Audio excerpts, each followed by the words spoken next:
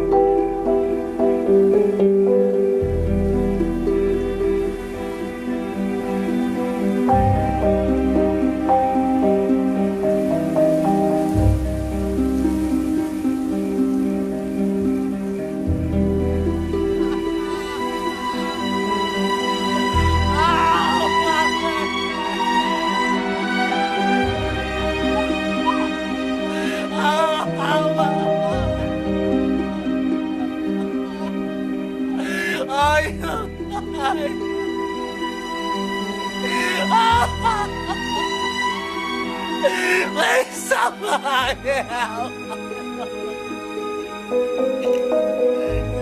Please, somebody help!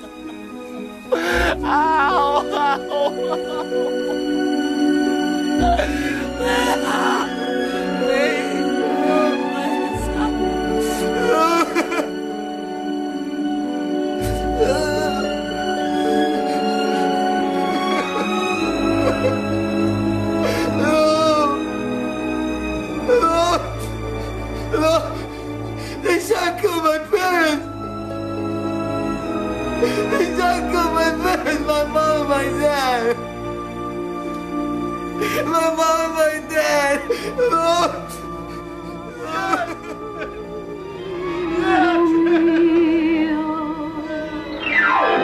Can't you tell I care by the feeling there, for it comes from my heart, my one endeavor, my love, my darling, will be to hold you and hold you tight. Amor mio, love me forever and let forever be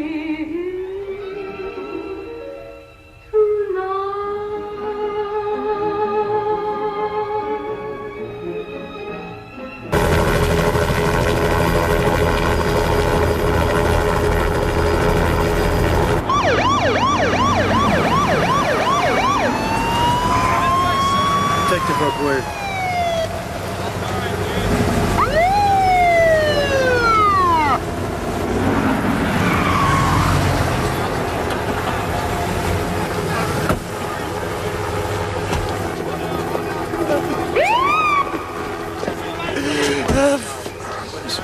What happened, sir? What happened? Get your hands away from your side, son.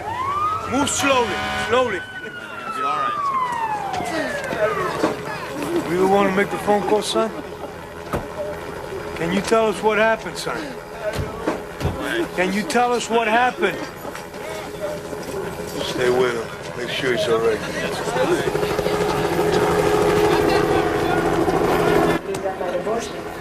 me, right? I don't want you to. Probably what? Get a divorce. You don't? The divorce you get in one of a day. Without your husband's consent, we'll never stand up in Argentina. I don't want to go back to Argentina ever. So what difference is Or at home. You may want to go home sometime, darling.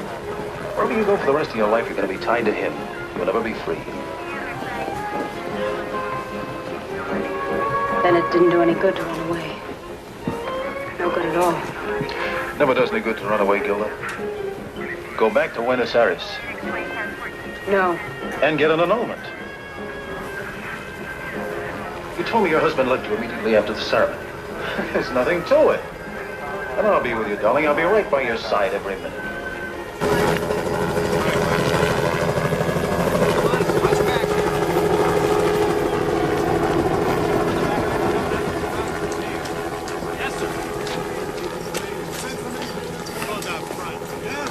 Parents?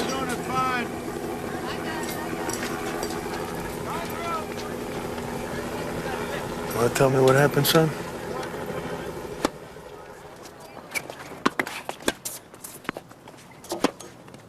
Come on, Lyle, you can get that one. Come on. Get that. Good. Ben, there you go. There you go. Great shot, Lyle. Way to go, Lyle. That's very aggressive. Now that's what it takes for plan.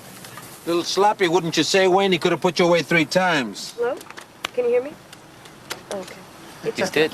And you take the credit for that. You play inferior competition and that's all, huh? Is that championship tennis? Let me talk to her. Just a minute. Hello, Marzi. I just Menendez. broke the tape recorder. I wasn't pressing him. But I want him to work on his ground strokes. Yeah, just a minute. I'm sure you had your reasons, Wayne. You might be able to make great players that way, but not champions. Where am I flying into tomorrow? Yes, sir. Well, if you've got a program, I'm more than willing to try it out. That won't be necessary. I'll be sending you a check. I'll be getting dinner at what time? Watch. New coach starts tomorrow. How many is that? 40? 50? Don't criticize your father, Lyle. I played my tail off. He only wants what's best for you. Why can't you take my side once in a while, Mom? I'm not taking anyone's side, Lyle.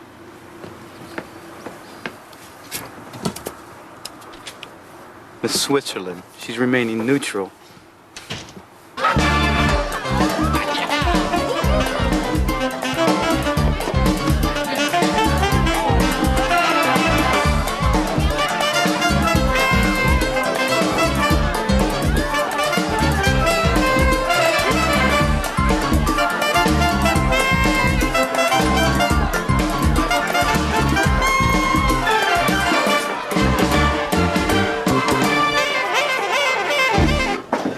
Robert, how long has this group been together? Oh, a long time. Right this way, Mr. Menendez.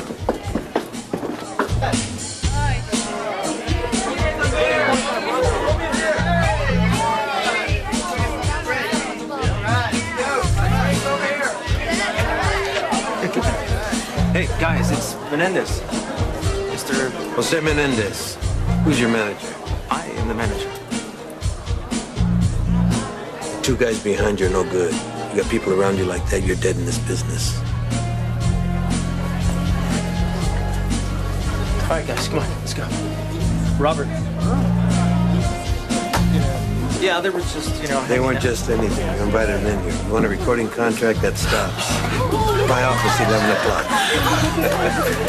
Sit down. Pleasure meeting you, too.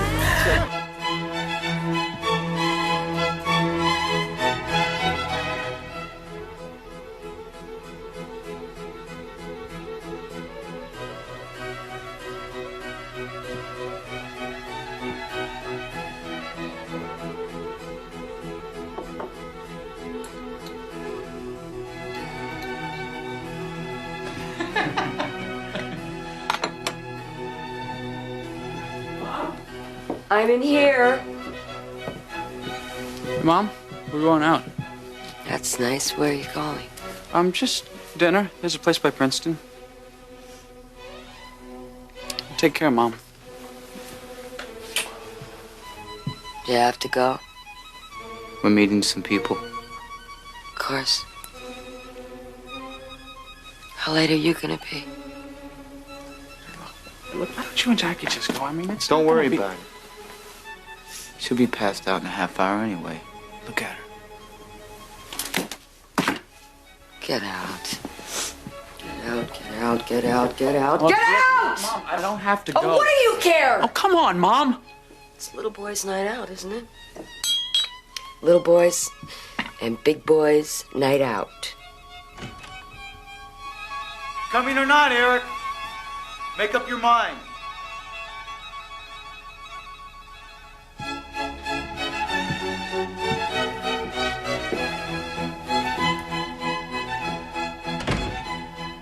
I don't need any of you anyway.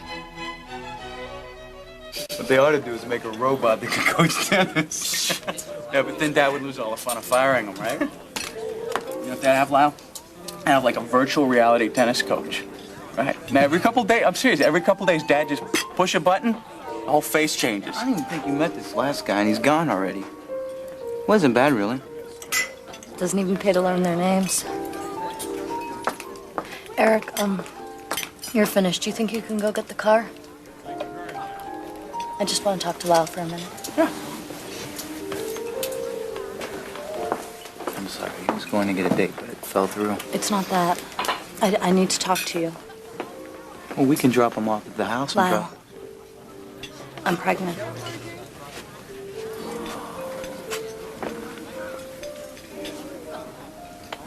I'm going to have the baby, Lyle. It wouldn't be right to. The thing is, she says she's entitled to. I mean, no. A lot of people in college nowadays. You wanted to talk to me? Look, I've got this problem. I wanted to talk to you about it. I had a talk. I talked with. Can you speak? Yes. Do so. Jackie Hayes. I know who she is. Yeah, I know, Dad. The thing is, she's pregnant. You stupid imbecile. In this day and age, can you imagine? She wants to have a baby. She wants to have the baby. That's what she wants. What do you want? You want to go to Princeton as a father? Stop it, Lyle. I'll talk to her. I'll take care of it. No, wait a minute!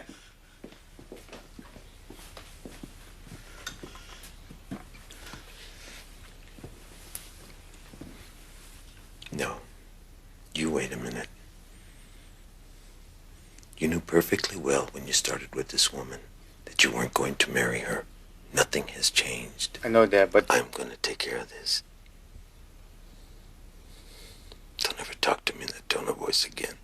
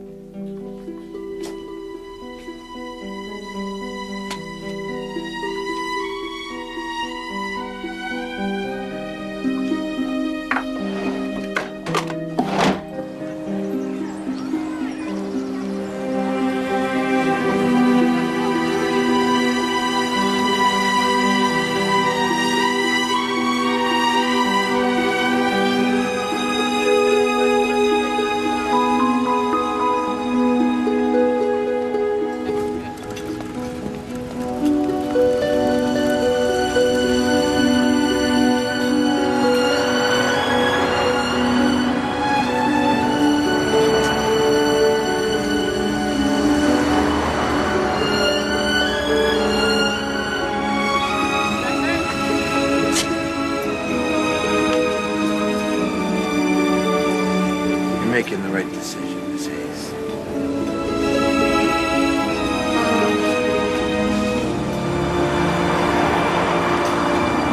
All I gotta do is count the gold records, Jose. You're a valuable man. We all know it. No more promises, Larry. You think I don't appreciate what you've done? You think I don't know who signed all those people? Yeah, but it's not enough to make me president, right? These things take time. Look, Jose, you've done a great job for us the years you've been here. I mean, I wish I could convince you to stay.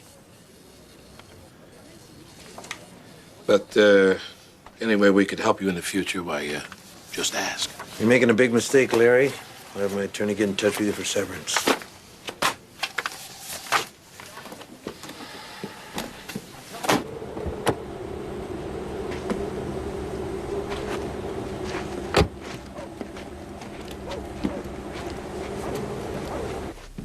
Assume you're right. Assume free trade. Which industries benefit? Manufacturing? Lyle? Possibly heavy machinery. Certainly nothing in electronics. The Japanese would wipe us out. There was price control during the Korean War. Did you know that? What were the results? That was to prevent inflation. Wasn't it? Did it?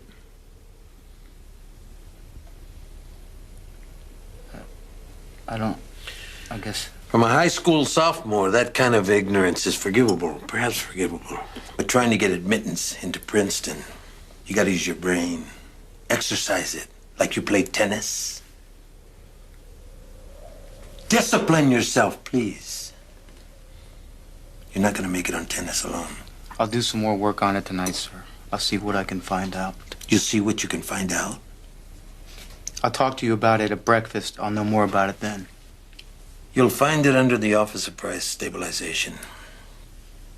And notice that there's a direct historical connection with the wartime rationing. Yes, sir.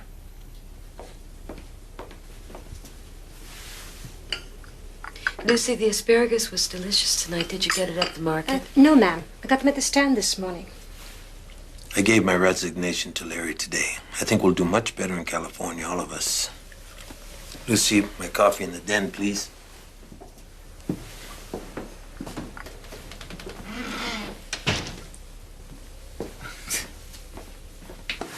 I need to talk to you. Is now a good time? Mm-hmm. It's about the move to California. Do you have something lined up out there? There's so much of the music business here. And so I'm wondering, with Lyle applying to Princeton, maybe you could talk to some companies in New York. You really think Lyle wants us around here as he goes to college? No. It's just that he's got this girlfriend and... Miss Hayes is out of the picture, but that's not really what this is all about, is it? All of my friends are here. And you work such long hours anyway. I know it's your job and it's important, but I'm so lonely, Jose. I know you say I'll make friends in California, but I don't know anyone there, and I don't make friends easily. So if we could just please stay. Of course. You can stay with Lyle. I'll take Eric. Me stay with Lyle. At least until he's into Princeton.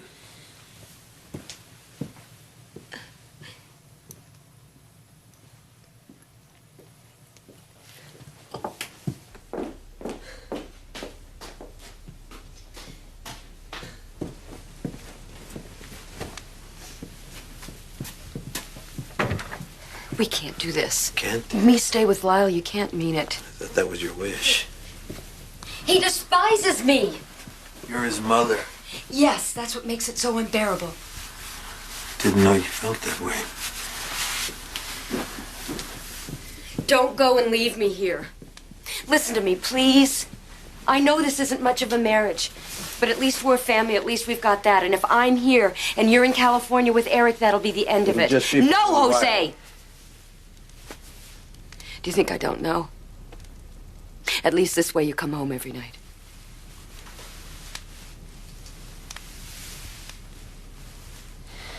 Fine. We'll all go to California.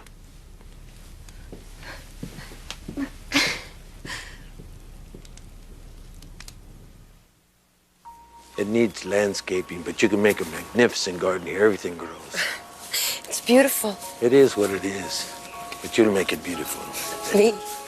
When have you ever seen me garden? Come see the pool. This bougainvillea stains the cement. Your mother's gonna love this. She's gonna say we need more shade, though. Well, we can move it over by the trees. It's possible. No, actually, we can move the trees over here. That's better. Yeah, it's better.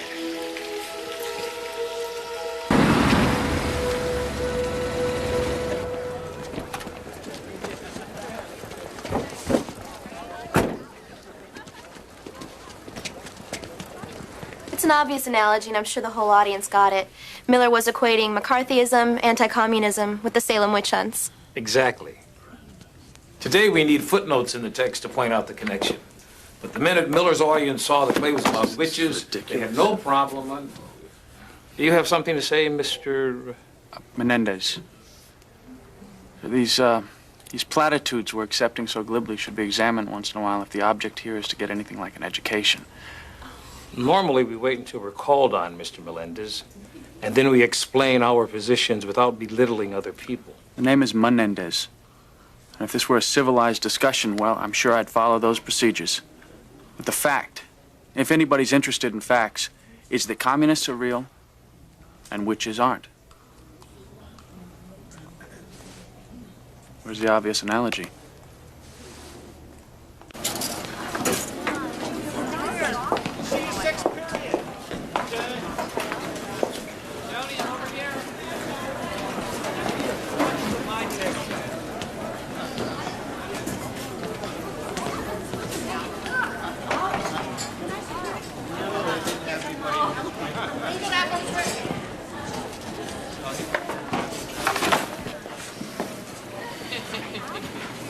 Fools, aren't they? Most of them, yeah. Not much, actually. I was thinking of getting a job. There's no need for that, Lyle. All you have to do is prepare yourself for Princeton. I wasn't accepted. Aren't you forgetting that? You'll be accepted next semester. Are you keeping up with the curriculum I sent you? Of course, Dad. I'm on top of it. Look, I've got to go. Say hi to Eric and Mom. Did I ever tell you my father practices telekinesis? Telekinesis? Controlling matter at a distance. In this case, I'm the matter. You know, I don't get it. You didn't get accepted, but you hang around here. Until what? Until you get accepted next semester? You do get it. Let's go. Wow, what am I missing here? What you're missing, Miss Inquisitor, is that if I went back there, all my father's friends would know I wasn't accepted, wouldn't they? Jeez, what's wrong with him? Nothing wrong with him.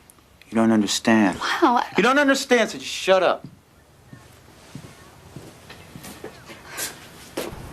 Damn it, Menendez, that wasn't part of the deal. You sold your company, Mr. Winters, and I was put in charge. There was nothing about a role you would play. You don't get to squeeze me out. I'm not squeezing anything. You sold your company. That was under duress. It was under duress, and you accepted it, sir. Marcy, would you please come in with accounts payable? Thank you. You accepted it, Mr. Winters. Accepted it? It wasn't an offer. That was some kind of an ultimatum. But you accepted it. Now, would you please get out of my office? Oh, you're gonna be sorry, Menendez. You're gonna be real sorry. Are you threatening me, sir?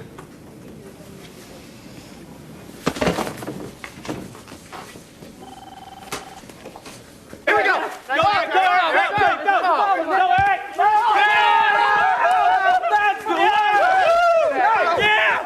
Thank you so much! Thank you! Here we go! What are you doing? We're just playing a game, Dad. I gave you a choice, didn't I? Dad, it's just a game. Hey, Eric, I guess I'll see you in school tomorrow. I gotta go. Come on, guys. Wait, Craig, wait, please. I just have to talk to him about some homework, okay? Fine. Greg looks like an intelligent man. He might learn something. Both of you come up here.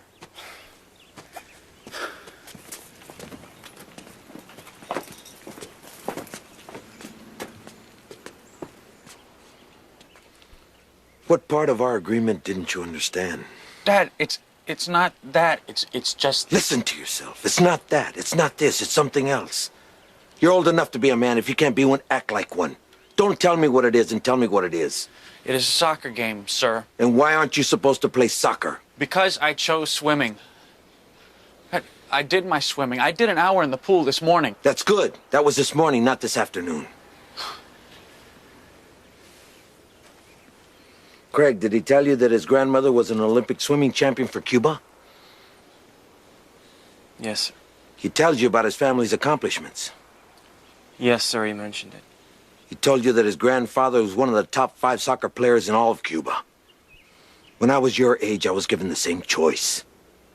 Do you think that was an easy decision for me to make? Do you have any idea? I wanted to be like my father. I wanted to follow in his footsteps. I wanted to walk down the street and have people say, "Ahí va Joselito, he plays just like his father." But I had to evaluate myself. You can only excel in one sport. That's what my father said to me. And I had to make the choice. Could I follow in my father's footsteps? And when I found out that that wasn't true, I became a swimmer like my mother. Dad, I know that. You're 16 years old. Up to now, you've shown me nothing but mediocrity. That better change. Some speech. Made me what I am today.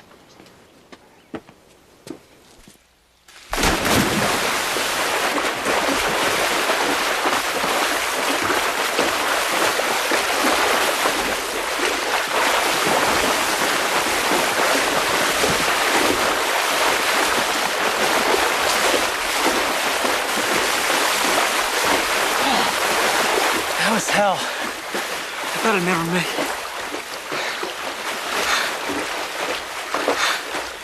Jeez, Eric.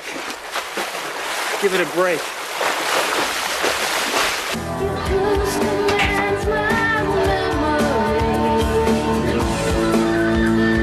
You like the way they sing? Yeah, very good. They're good. They're damn good. Then I'll sign them. I hope she knows what she's getting herself into. Just don't say anything. If they ever talk to my family, I wouldn't sign anyway. You expecting someone? No. No one who wouldn't call first. They ever recorded? Just this video. They play places you haven't even heard of. And find them some decent dates, then sign them. Maria, who's here? I'll go. I'll get it. That won't be necessary. Princeton says, yes. Oh, that's wonderful. You did it. I told you you could do it, and you did it. You did it. Was it worth it? Yeah, Dad, every minute. You did it. Princeton. Now you'll stay home until the semester starts. We'll tell people you're taking some time off. Yes, sir. Let's celebrate! Come on! To a very notable achievement, one of many. If you remember this moment, Eric, if you redirect yourself, you may be able to bring us news like this. You can't let it go for a minute, can you? No, should I? We can't all be Lyle, Dad. Maybe if you redirect yourself, you can learn to live with that.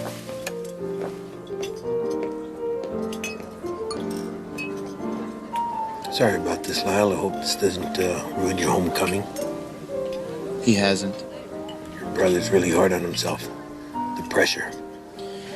Yeah, I wonder where it came from.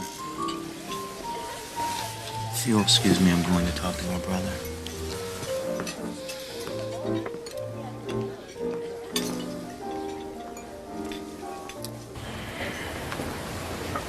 It's been a little rough, huh?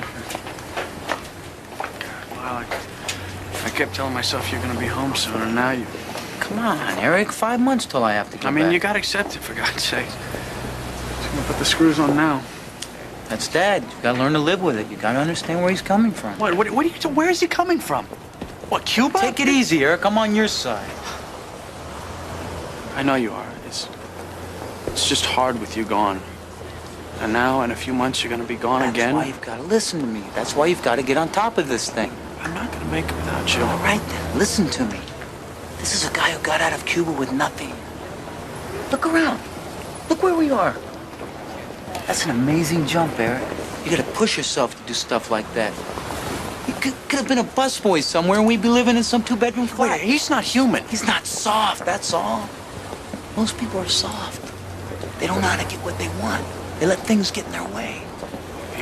People. You're damn right. No one gets in Dad's way, ever. What, you're gonna tell me that's right? I mean, listen to yourself, Lyle. It's not you. You sound like him. You will too, little brother. Just stick with the program. Nothing's gonna get in your way. No, you can't defend him like that. I mean, look at what he does to me. Look at what he does to Mom. He's a great man, Eric. She's nothing. You're too close to her. That's your problem. You don't watch out, you're gonna be nothing too. How can you love a man like that? Love him? Are you crazy?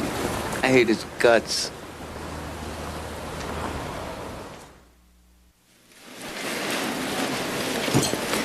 Hang tough, you'll see.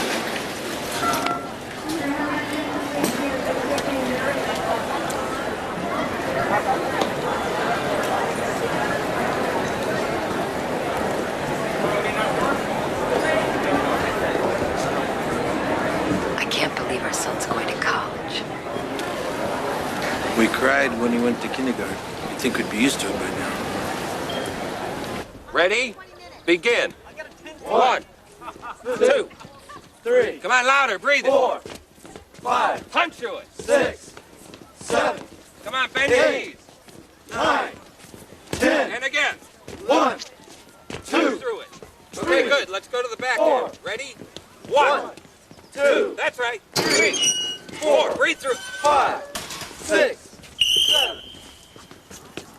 This practice was called for 2 o'clock, Menendez. Yes, sir, but you're working on the volley. I don't need work on my volley. So you just gave yourself the day off, is that right? No, sir, I was practicing my serve. You're part of a team, Menendez. Does that concept mean anything to you? No, sir, I play tennis.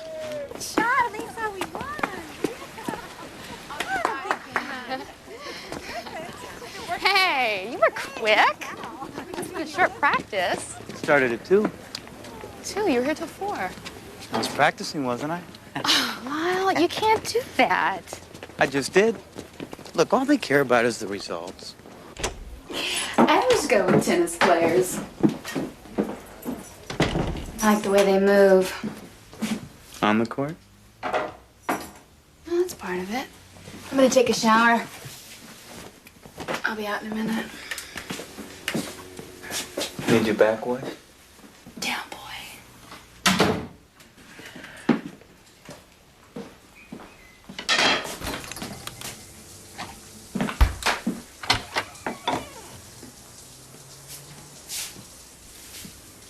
Friend of Lisa's?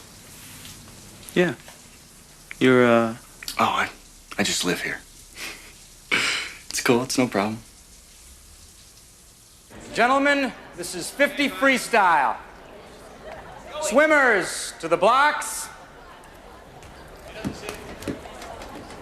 Take your marks.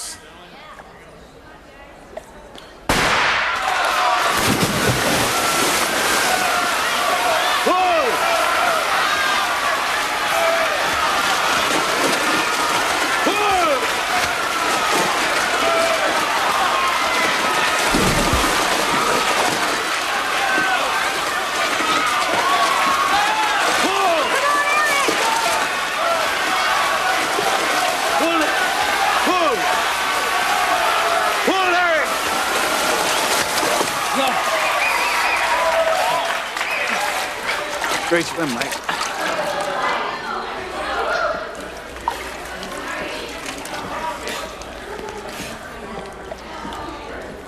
You lost it on the turns. You're gonna have to start working on your turns. He took 0.2 of a second off his personal best. Did you know that, Eric? 0.2. Not the weekend. Take the weekend off. On Monday, you start to work on your turns.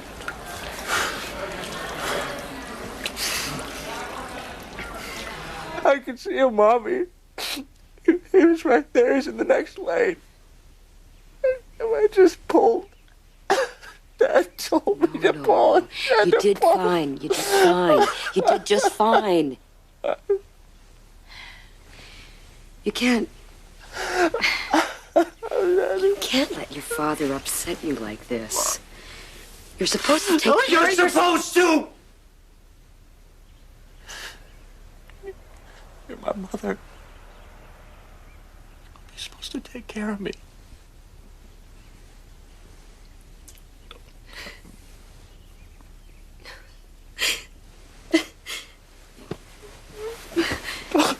Don't cry, Mom.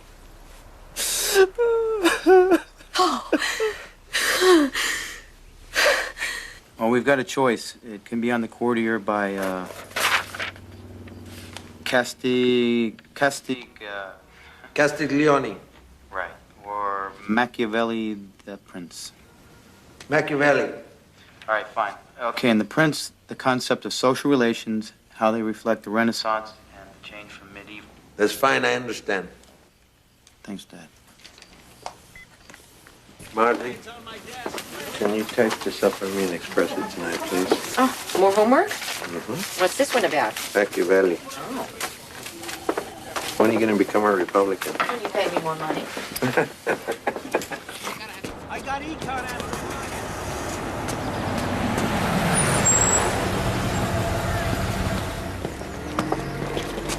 Menendez? You him? Sign at the bottom.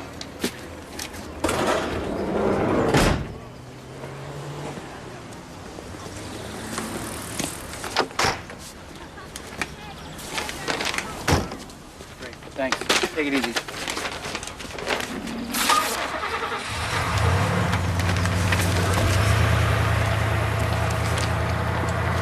I mean, I love the competition, being better than someone else. But it's more than that. Sometimes don't you just want to smash them? Just drive it right over the net to their faces. Yeah. But you're never supposed to admit it. It's such a civilized game. I'll show you civilized.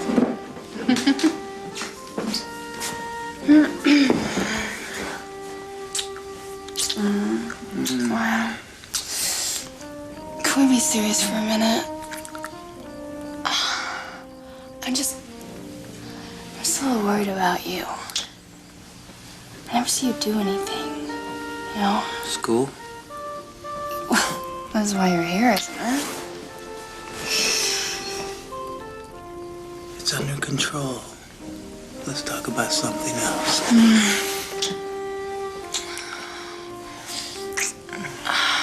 If you flunk out, leave me here alone. Well, well, well. Aren't we naughty?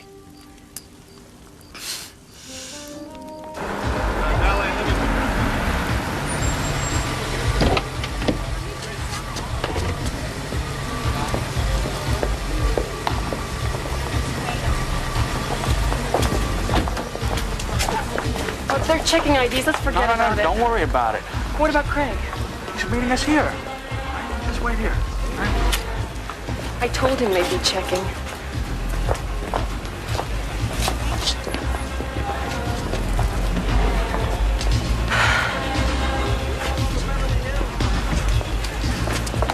No drinking, right? I mean, I don't want to be looking for a new job. No problem. Okay. How'd you do that? I told you, my dad's in the business.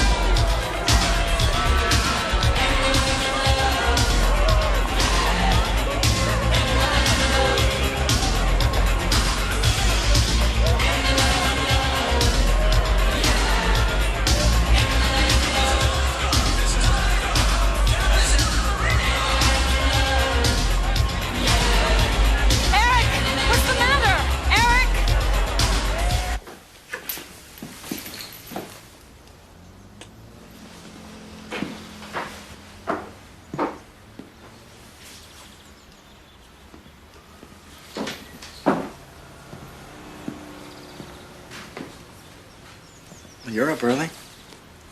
I've got some stuff I've got to do this morning. Well, that's not like you, champ. What do you mean? Nothing, I guess. No, it's just Lisa sort of mentioned you don't study too much, that's all. Sometimes you just got to know how to handle these things. Oh, is that right? Failure will never overtake you if your desire to succeed is strong enough. What the hell is that? My father gave it to me. You ought to read it. Oh, here. Anyone who wants true success should read this masterpiece.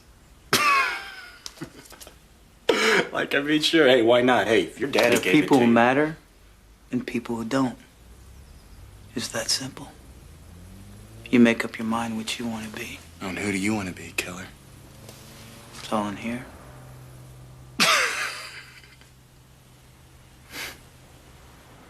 Lyle, have you got Henderson? No. Damn. I gotta go to the library. Are you gonna be here? What do you think? Yeah. All right. Watch my stuff for me, okay? Thanks.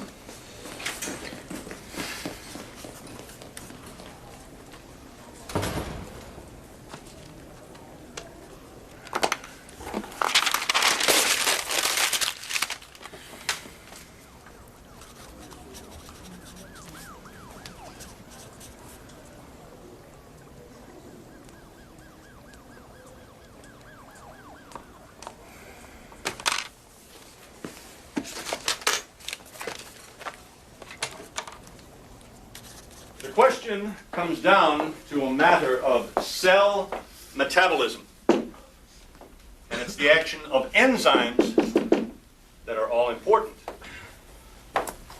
Read the material on enzymes. Your lab reports are at the door. And I'll see you all on Wednesday.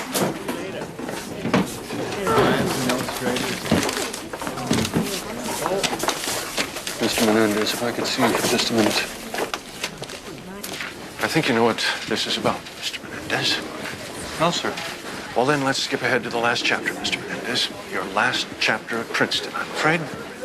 What seems to be the problem, sir? Plagiarism, Mr. Menendez. In this case, you're using another student's data in your lab report. I was in lab all weekend, There'll be a sir. hearing, Mr. Menendez, but don't insult my intelligence and yours. Sir, I panicked, sir. None of my experiments worked out. I was afraid. Experiments don't always work, Mr. Menendez. That doesn't justify... I know that, sir. I was afraid. My father... Your father copied the report? He'll kill me. He'll destroy me. He doesn't tolerate mistakes. So I took I the chance expect of... this will be more difficult to explain to him, Mr. Menendez. Sir, I know I was wrong. I'll do the lab again. Whatever it takes. You'll hear whatever from I the have to- discipline committee, Mr. Please, sir, you don't understand my father. Please. Goodbye, Mr. Menendez.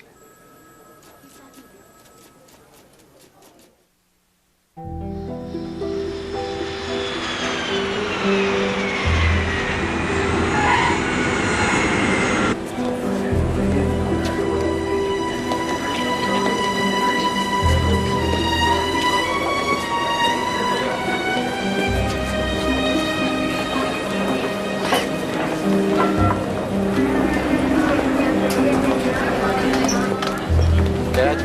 Hi. I just wanted to say that, Dad? We have here, Mr. Menendez, is a clear case of stealing another student's work. So I'm not sure I understand the purpose of your visit. I don't know what my son has said in his defense. There's no question of his guilt, Mr. Menendez. He copied another student's data. I don't think my son denies that. Am I right, Lyle? Yes, sir. When I say defense, sir, I do not mean denial. When we are wrong, we accept our responsibilities. But there are, however, things that can be said on his behalf. Of course, we're willing to hear what you have to say, Mr. Menendez, but this isn't a trial. What your son did constitutes plagiarism. The honor code here is very specific. I know well your honor code. But in this case, you're punishing the wrong man. If you mean that the other student copied your son's work, I assure you... What I mean, sir, is the guilty party here is not Lyle. It's his father. I see the doubt in your eyes. When I first heard about this, I felt it was a betrayal of my family, you understand. But as I lay there, unable to sleep, I started to remember the demands that I placed upon him. Unreasonable demands, I now understand. Most of our students were raised with very high expectations, Mr. Menendez. I know that my background may not be relevant here except to mitigate my own guilt. I came to America as a refugee escaping communism in Cuba. My family was very successful before the days of Castro, but I came to America poor. And the most important thing to me was the distinction between myself and other Spanish-speaking refugees. I am not Central American, nor South American, nor Mexican or Puerto Rican. I'm Cuban and proud of it. And I'm not a tolerant man. I placed intolerant demands on my children. This is the result. A young man so terrified of displeasing a demanding parent that he makes a tragic miscalculation. Who's guilty here, sir? I am. And I ask you to take this into consideration upon making your decision about Lyle. You state your case quite strongly, Mr. Menendez. I hope in the light of what you say, there will be some improvement in your relationship with your son. But our honor code is very important to us here. I am willing to recommend suspension rather than expulsion. After a year, Lyle will be free to reapply for admission. Is this decision final? It goes before the honor committee, but I have little reason to believe that their decision will be any different. I cannot accept this. If you don't mind, I would like to speak to the president of the university. I do mind, Mr. Menendez, very much. Discipline is handled at the college level. I doubt he would see you. Have a good day, sir. Lyle.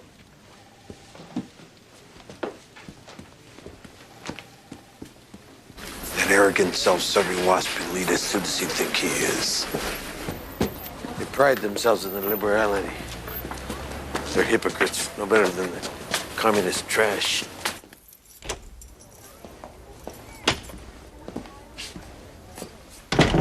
Dad, I wanted to thank you for all that. I have to come here and grovel before this swine for you, and you're not even worth it. How dare you humiliate me like You? What does everything have to do with you? Because unfortunately, you're my son. It's a bad bargain for both of us. What happened to all that crap about your guilt, huh? We both know who cheated, Lyle. Don't disgrace yourself any further. Perhaps you would have done better off with a short order cook or a busboy for a father. We'll never know that. But the fact is, you're not welcome at home now. You're to stay here until you're readmitted. Try to do something with yourself.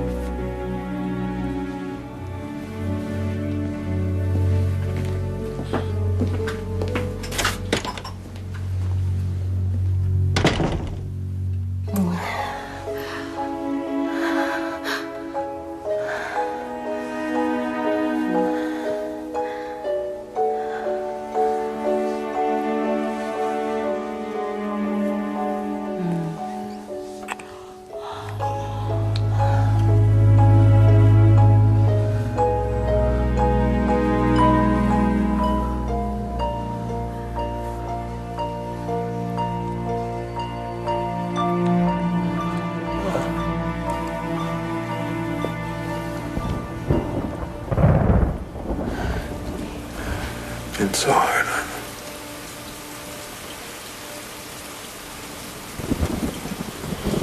You have to be hard. They need it. That direction. They drift, they become nothing.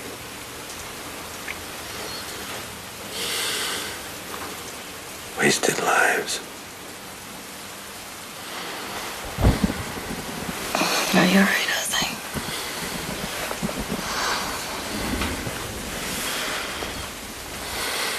This world is hard.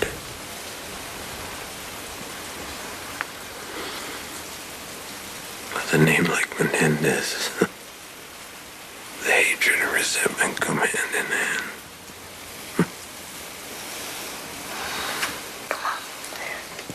They're okay, really.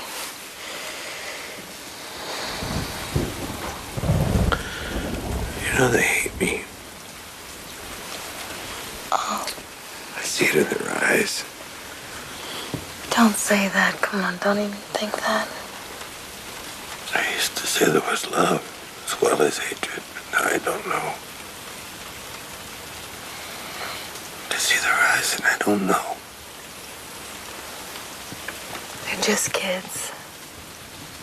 Everybody resents their parents.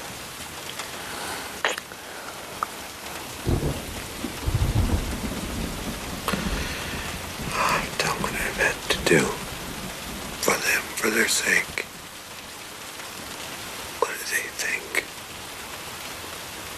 Didn't want to take care of them, hold them, make it easy for them. They're my children. They'll never know.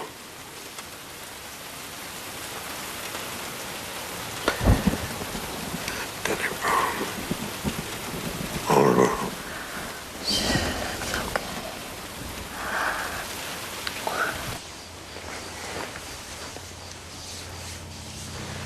Yes.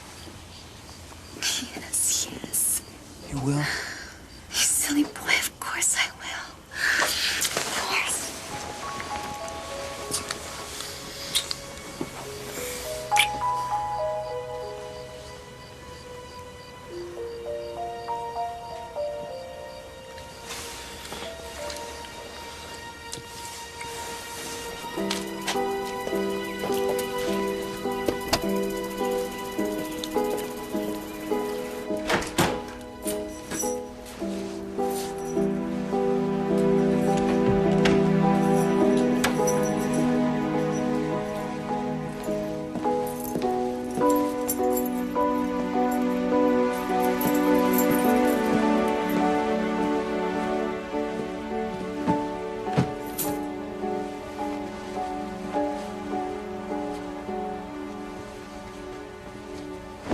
His hand grips the doorknob. He turns it slowly. Right. Okay. Now, we cut to close-up. Hamilton. His forehead is beaded with sweat. What are you doing up this early? Nothing, we're writing a movie. You film movies, you write screenplays. Where's your...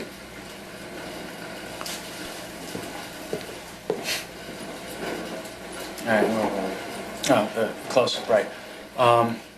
Okay, he swings open the door. Interior of the bedroom.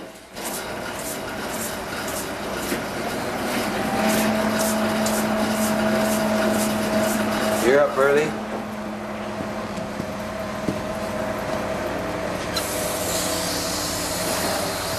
Thought I'd start a new exercise program. How long do you think it'll take me to look younger, huh? How long do you think I'd have to bike before I look 25, or maybe 30? Is that about the right age? Is this some kind of riddle? Do I look tired to you? Do I? Old?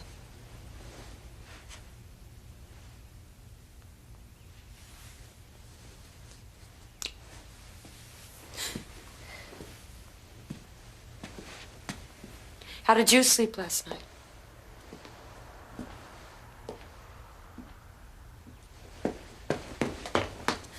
You can't do this to me! You can't do this to me. You know what? It's so No. about being loaded. I mean, come on. See, the thing is, he came here on a swimming scholarship. And all of a sudden, the revolution comes and shuts everything down. You couldn't get money out. There was no way for my grandparents to send him a nickel. He didn't even know his soul. Except for the swim team, I guess. And later on, he got a job at a restaurant or something, and that's how he put himself through college. People we have to deal with are very difficult too, Philip. Believe me. This man we bought the company from, Winter. Bob Winter. Very good. Thank you. He wanted me to keep him on. Why would I want that? Now he's filing a suit. How can Winter sue you? It's a nuisance more than anything. And one of the guys on the swim team? Mm-hmm. His dad says that Winter's a gangster or something. Is that supposed to matter? I don't know, it could. It doesn't. Can't live your life governed by fear, Eric. When we're done with this suit, Philip, I would like to have Eric have 2 more jackets. As far as I'm concerned, I just soon write the whole thing off. Oh, right off college? What good's it doing me? My whole life's on hold. I'm supposed to wait around till they decide whether they're going to take me back or not, and maybe they won't. The hell with it. I agree with you. I mean, if you're going to spend your whole life chilling out, might as well do it on purpose. So, obviously, you've given this some thought. You have some alternatives in mind? Anything. How about this place? This? This is what you're gonna do? Why not? Look at this place. It's half empty. 3 blocks from a campus full of students, and they can't fill the place. Redesign it, change the menu. It's a gold mine. Get real, Lyle. You don't know the first thing about running a restaurant. Didn't you say that your dad used to work in a restaurant or something? It was his first job. You know, I'm sick and tired of hearing about your wonderfully accomplished father. You don't understand him, you can't understand me. Well, I suppose Nick does. Well, yeah, as a matter of fact, you got that right. Then why don't you marry Nick?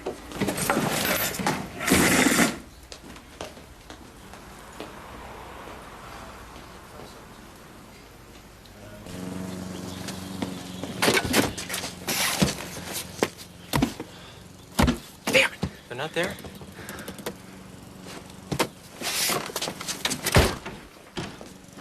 They're not in there. Where the hell would they keep the keys?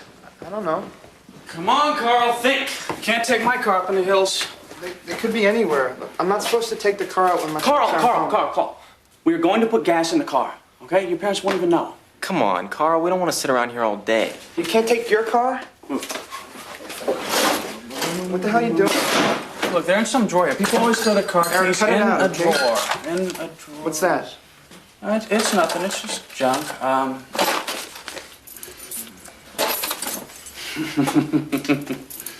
Jackpot.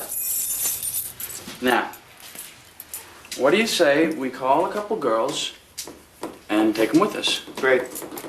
All right, you go fill the car up and we'll make the phone calls, all right? All right, we can go get gas on the way. Carl, everything doesn't have to be an argument.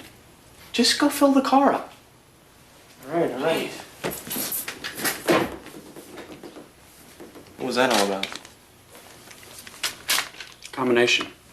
What do you want to bet? It's to the safe in the den.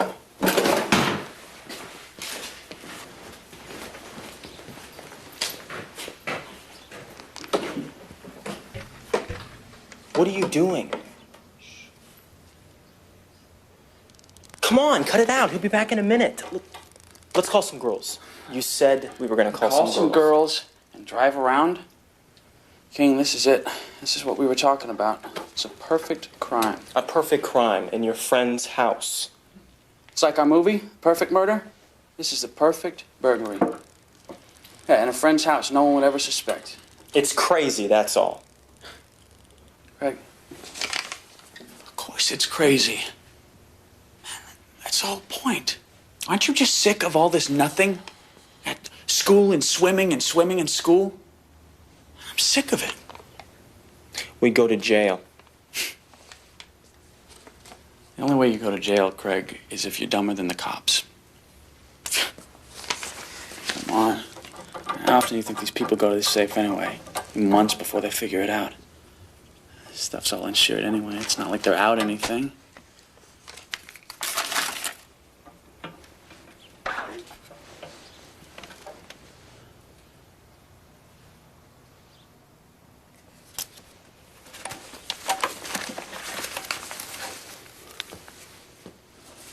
Oh my God.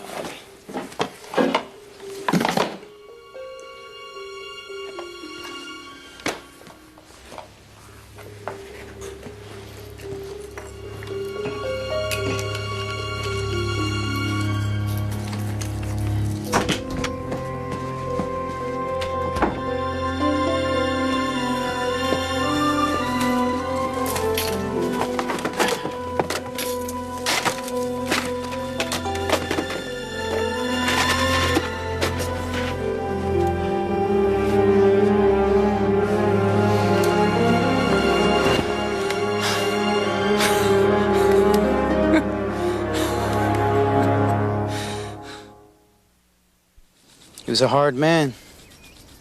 Harder than my father, really. austere, you know? I never saw him smile. I don't think my father did either. That's the Menendez legacy. The recipe for producing great men.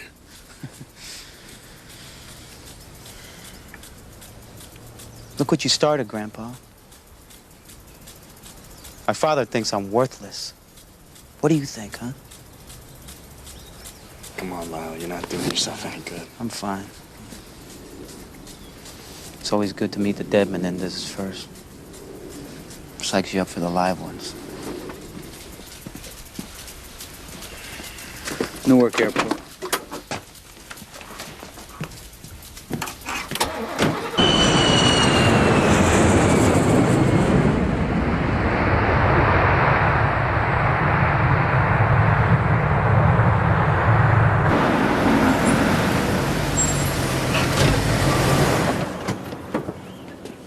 Here, keep the change. Hey, thanks a lot.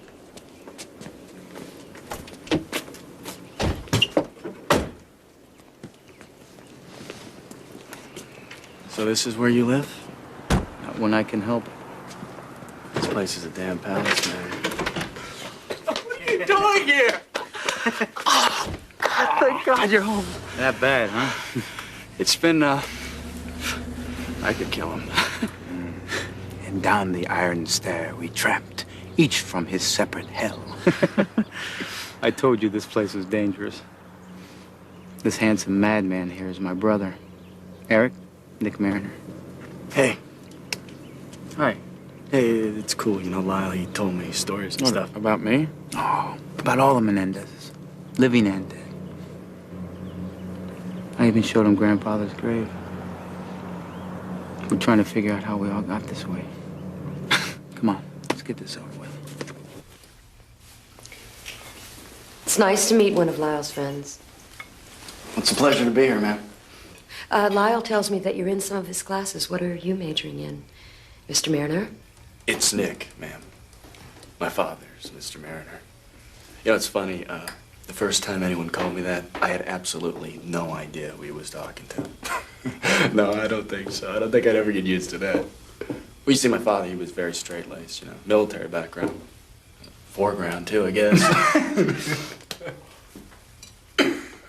I just wanted to know what you were planning to do with your life. Well, boy, that's kind of a very deep Mom, question. that is not a very polite question to ask people. He's a student. He should have some plans. I doubt if he does. Do you have any plans, Mr. Mariner? This is my father, Dad. This is Nick. Nick Mariner. Is that right? What are you doing? This is crazy. Is it? Is it crazy, Mr. Mariner?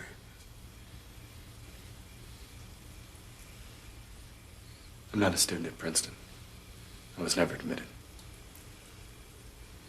That is what you're talking about, isn't it, sir? Do you have any other lies you'd like to tell us? No, sir. Because now would be the time to set the record straight.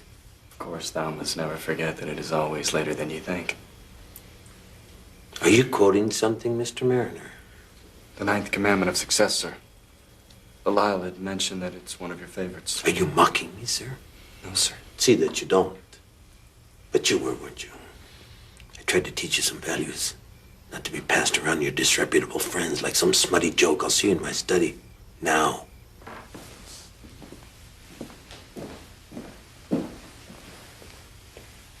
I wasn't mocking him. Well, tell him that. What, do you believe me? Lyle, it is never going to work between the two of you if you're as stubborn as he is. It's not going to work out, period. Haven't you figured that out yet? If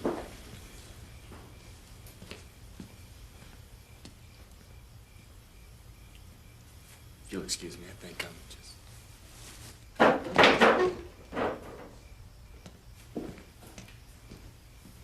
Your father loves you so much. It's just he can't show it. It's such a waste. And your brother really does admire him. But he can't ever let him know it. I'm not gonna argue with you. He's a fraud and he's taking you in. That gives you the right to check up on my friends. Your other friends are not frauds. And yes, I did check up on them.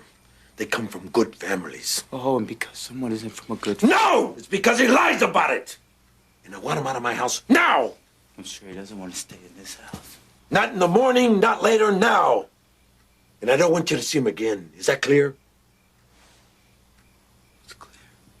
Not here or in Princeton. I said it was clear.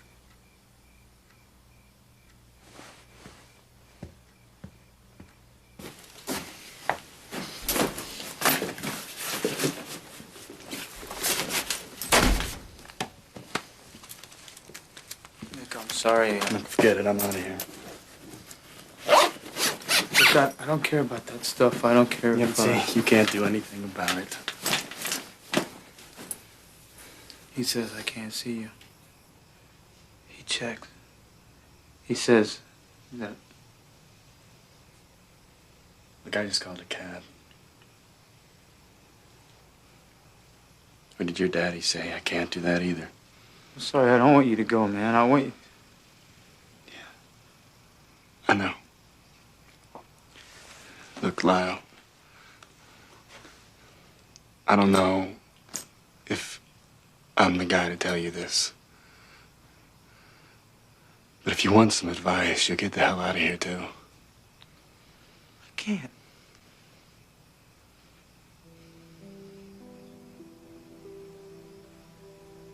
It'll be over with someday. I see the way you and your father, the way you guys look at each other. Man, it's like you guys, you're destroying each other. Like which one of you is gonna kill the other one first?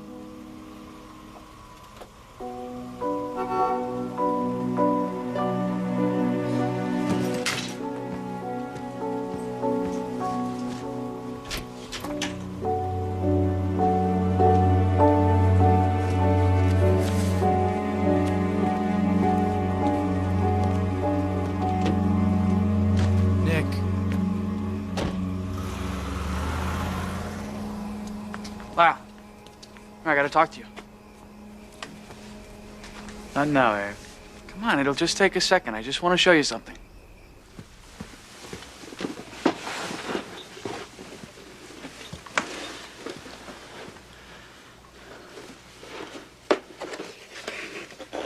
What the hell?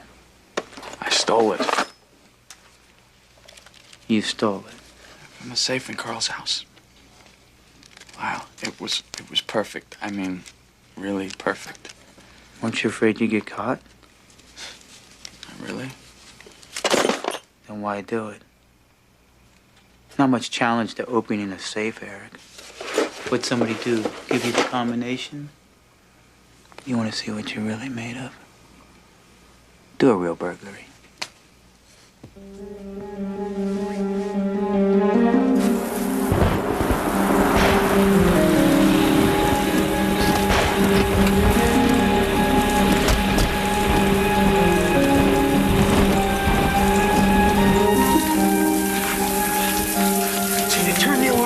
Room. So the maid kept setting it off. Watch out. See? No alarm.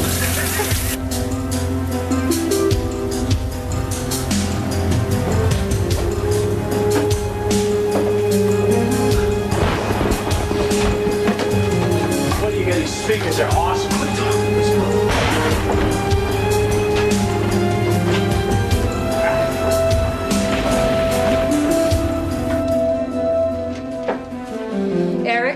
Lyle, come up here. Now!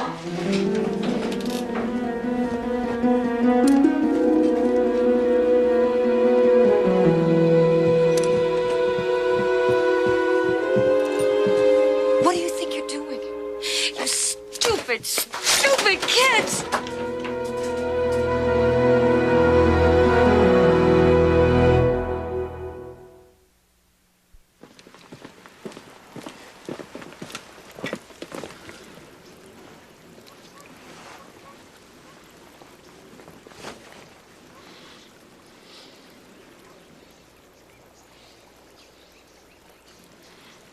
This is what I raised my sons. Senators.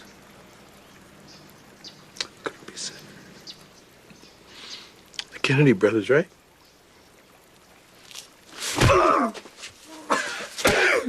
Idiot! Imbecile! This isn't not what I raised my sons for. You want to be thieves, you can't be decent thieves.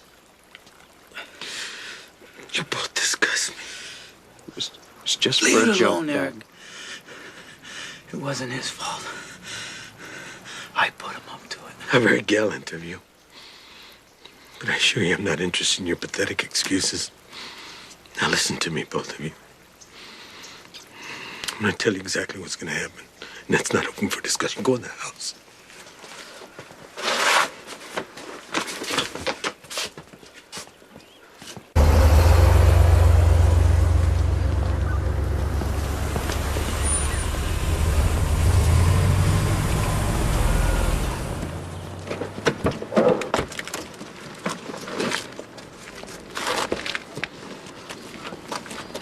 Get inside.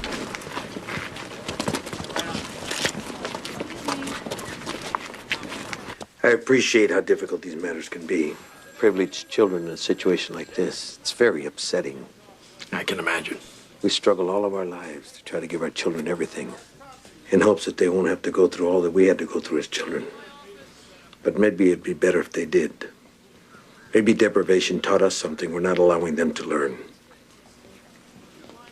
But we don't serve the interest of justice by ruining the lives of two young men. Or by letting a couple of spoiled kids walk on a thing like this. Well, it's obvious that this is some sort of prank. As you say, my children are spoiled. They don't lack for material possessions. They had no use for any of the things that they stole from those houses. Get to the point, Mr. Menendez. Can I speak to you alone? Of course. Wait outside.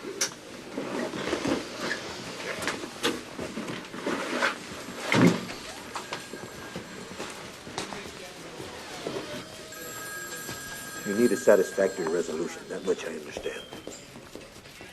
Eric will plead guilty. He's a juvenile and will be treated accordingly. He'll be placed on probation, and after 2 years, when he reaches his majority, his record will be sealed. As long as there are no other problems. Understood. I want Eric to see a psychiatrist. He has some kind of adjustment problem I want to take care of. Understood. And the other one? All charges will be dropped. Now, wait a minute. He's going to Princeton, and he's not a juvenile. You understand what I'm trying to say? I'll take it up with the DA. That's all I can do. And they're going to see a shrink. That's important. It's very important. He'll be treated immediately.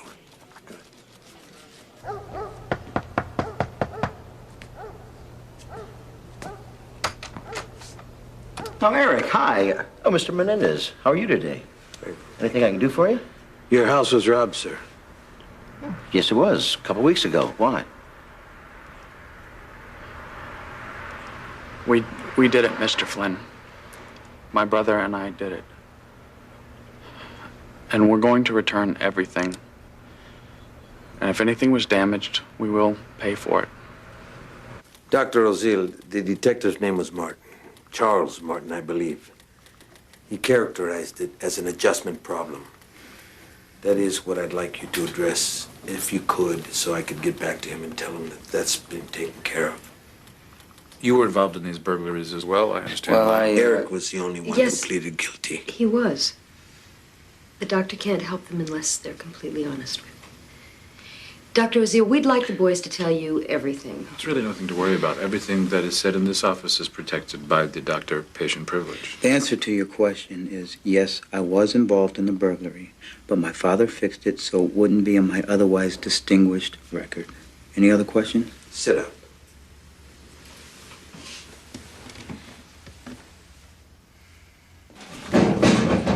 Whole thing's driving me crazy. Mom doesn't say anything. My dad doesn't say anything. The bomb's gonna go off. At home? On my head.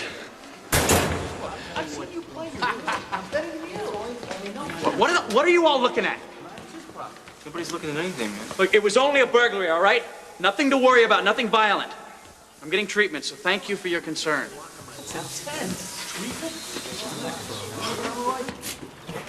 Hey. These are heavy, man. All righty, brother. Got a lot to do today.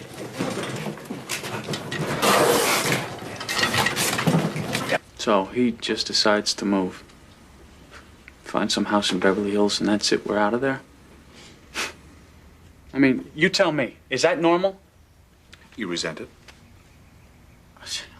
I don't know whether I resent it. It's just crazy, that's all. You don't know whether you resent it Look, or... I told you, I don't know. Why don't we just talk about something else, all right? Waste of everybody's time, isn't it? Not mine. This is my job. Waste of my time, then. Is your time valuable? No, that's why I'm here. You don't think that getting some of these feelings out would be a benefit? I think they'd lock me up. No, Lyle, anything that you say to me in here stays... Yeah. It was a figure of speech. How long do we have to keep this up? Well, the court order wasn't specific, but I'd say a good faith effort would be at least 6 months. Let's see if we can cut that short.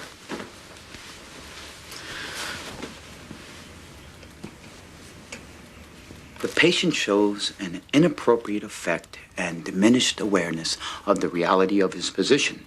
He's activated almost exclusively, to the extent he's activated at all, by an intense loathing for his father, matched only by the intensity of his loathing for himself.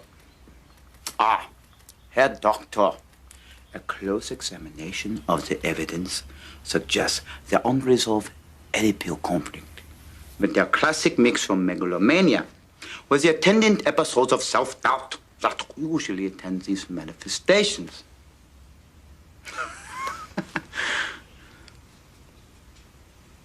And,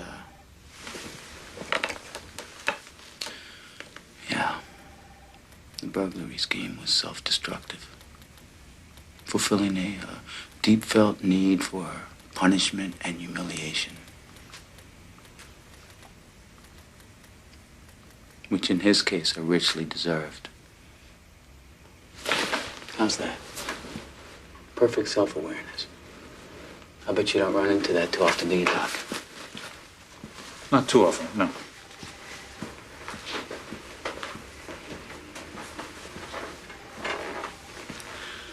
Then let's see how self-aware you are, Doctor. You're in this for the money, right? Why don't you just bill my parents for the next 6 months? Save us both the time. But this isn't about me, Lyle. This is about you. It was nice talking to you, Doctor. I feel better already.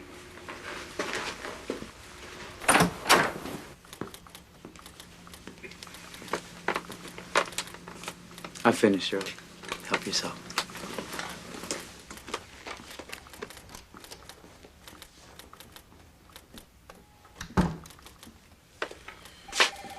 Hello? Let's get some lunch.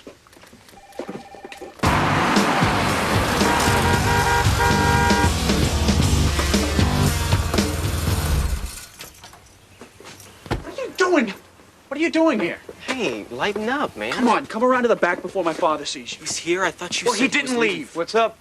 Lyle, what do we... What's going on? Get off my property! Get out of here! All right. I'm going. If I ever catch you around my boys again, I'm telling you now, you're gonna be very sorry. Do you understand? Yes, sir.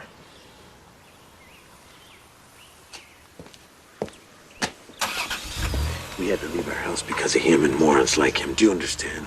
Yes, sir, we all understand. Look at me. If I ever get that kind of scum around here again, I'm telling you now. He didn't even know he was... Shut up! You disgust me. Get out of my way.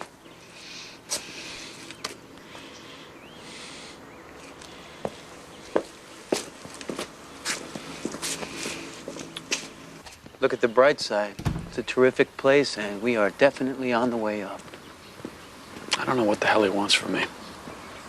You haven't figured that out yet? He wants to destroy you, Eric. I've tried everything. I worked my ass off on the swimming. I didn't win, so he pulls me off the team. I got through 3 tennis tournaments this summer. I blow the 4th one. It's gone. Eric, We are experiments to clone the great Menendez. And we're not working out. What do you do if you're dead? You cut your losses. You flush it. I think he's figured out he doesn't like fatherhood. Now he says that I can't even be on the tennis team this fall. And he says that I'm going to be living at home. And I was going to be in a dorm out of here. You can't ever let go. Sometimes it seems like he'd wipe us out if he could. Of course he could. He's like a boa constrictor, you know? Squeeze and let go, squeeze and let go. Either way, we're dead. God, Lyle.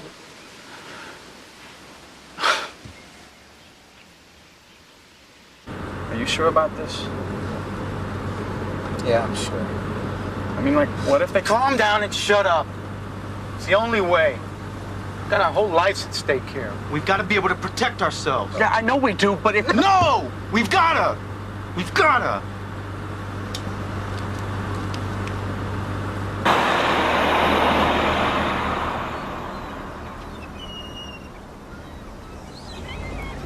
Well, we're looking for protection around the house. I mean, what would I use, a shotgun? You mean burglars? Yeah, right, burglars. You could use a shotgun. Let me show you something.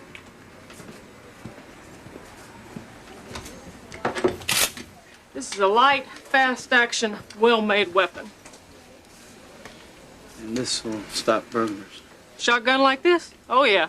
It'll kill whatever needs killing. All right, that one's fine. I'll take 2 of them. I'll need your name, some identification. Oh. It's, Nick Mariner.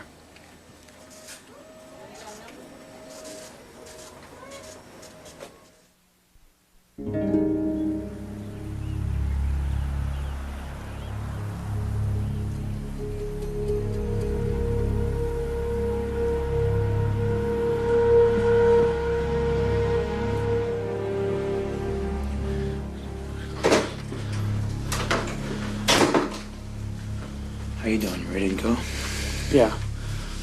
Look, before we go, why don't we'll go downstairs and we'll Just tell go. Mom. We don't have to tell anyone. Lyle, we always tell them when we're going out. Okay, we'll tell them. Let's go. Frankly, I don't think it's a good idea. It's a movie, that's all. I don't think it's a good idea. I don't want you going. Come on, Mom, it's Sunday You heard night. what I said. Give me one good reason. I don't need to give you a reason. I don't want an argument. Quit your arguing, please. It's not like he's got school, you know. Why does It's everything I say have to be contradicted? I told you I don't want you going out, and I think that should be enough. This is Don't ridiculous. take that tone of voice with your mother, right? You heard her. She doesn't want you to go out. You're staying in. We're just meeting some people for a movie. You're not going anywhere. Is that clear? She wants you to stay, and you're going to stay in. That's the end of it. What are we, under house arrest? Just want to go to a movie in the 2 of you.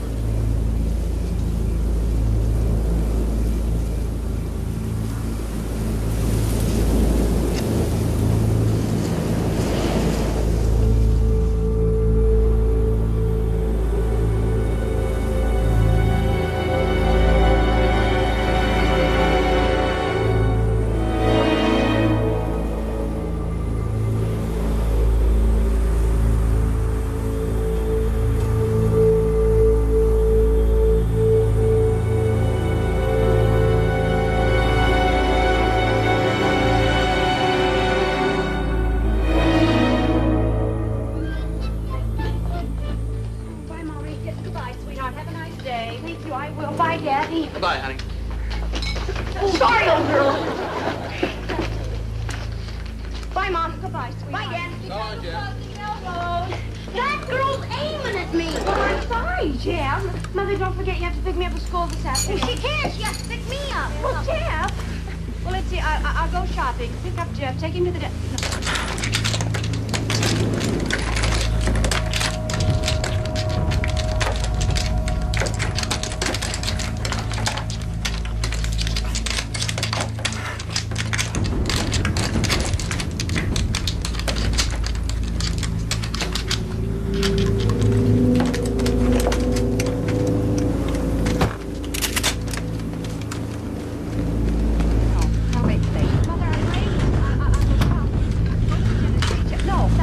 either. Why don't you drop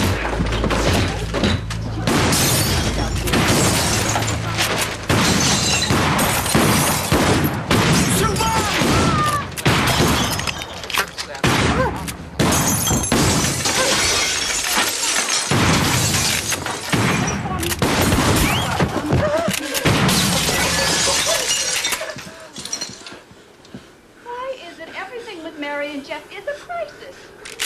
Take 3 deep breaths and thank heaven they're off. Oh, when they're 10 minutes late, I'm petrified. And then when they get here, it's... Say it. You're among friends. Alex, I want to get away. Negotiation? I won't tell Jeff and Mary. Well, I guess it's time to start dinner. Is there anything special you'd like? Anything. How about some fried liver? She's alive! What? What are you... Here.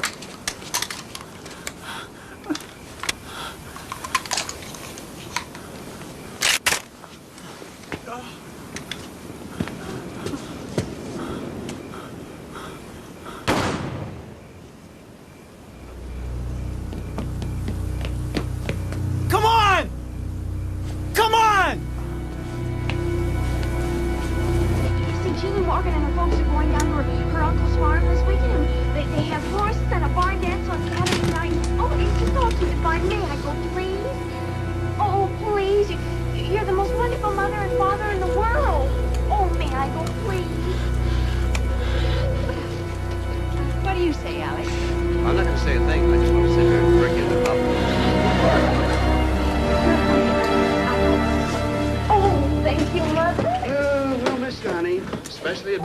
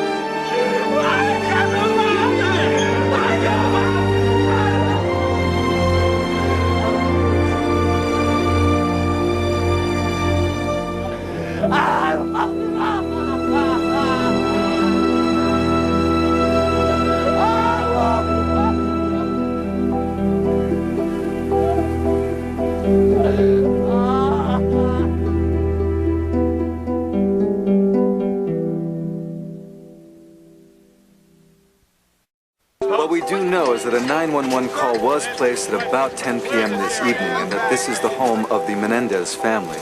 Police spokesman will be giving a statement in about 30 minutes. From what we've been able to gather so far, the bodies of recording industry executive Jose Menendez and his wife Kitty were discovered by their 2 sons when the boys returned home tonight. One officer we spoke with said off the record that the couple may have been shot as many as 20 times, but department spokesmen aren't confirming that for the time being.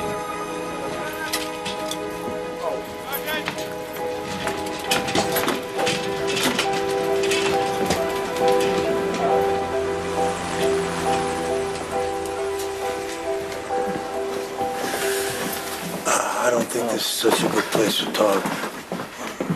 We said we go outside, huh? Outside? Yeah. Outside.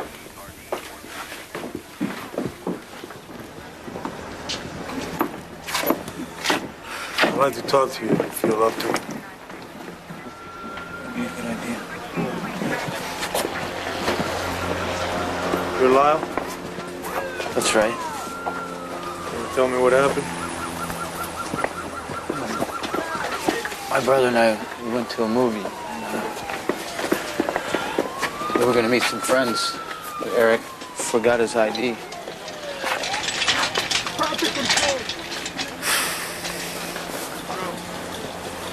It's a driver's license? No, fake ID. He's underage. So we figured we'd order some drinks, and we came back to pick it up. And, we found that. Anybody see you at this movie you were at? Batman, Century City. I'm sure someone did. Shouldn't be any problem then. Guys don't have any idea who might have wanted to do something like this to your parents? My father's in the music business. He's, There was some of the acts that he signed. He got them off drugs. I mean that was a big deal with my father. He didn't like drugs, and he kicked the dealers out. You know. So you think one of these guys might have? It's possible. You ought to check on it.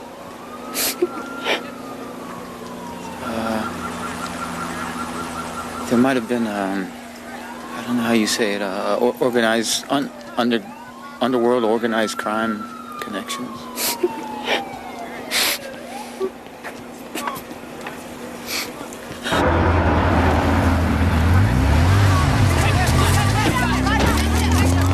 Detective Arguello, do you have any leads? I can't comment on that right now. Is there a suspect?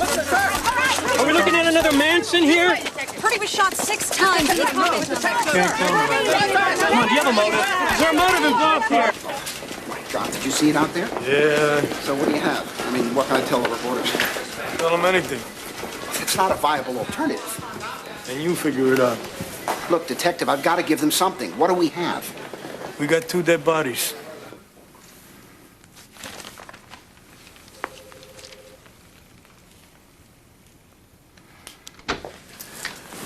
Come in, please.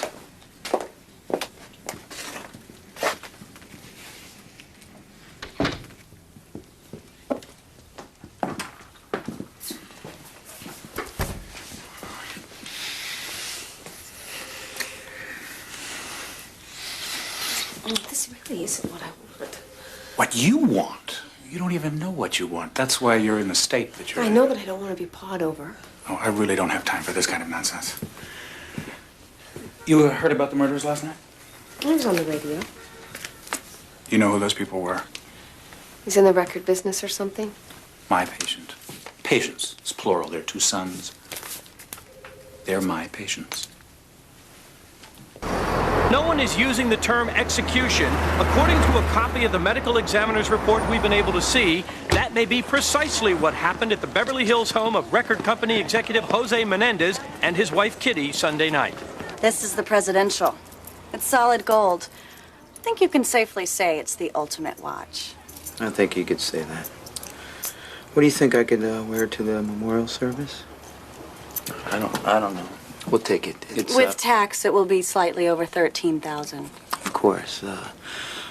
We'd also like to see something in stainless steel, you know, for everyday use. 2 of them.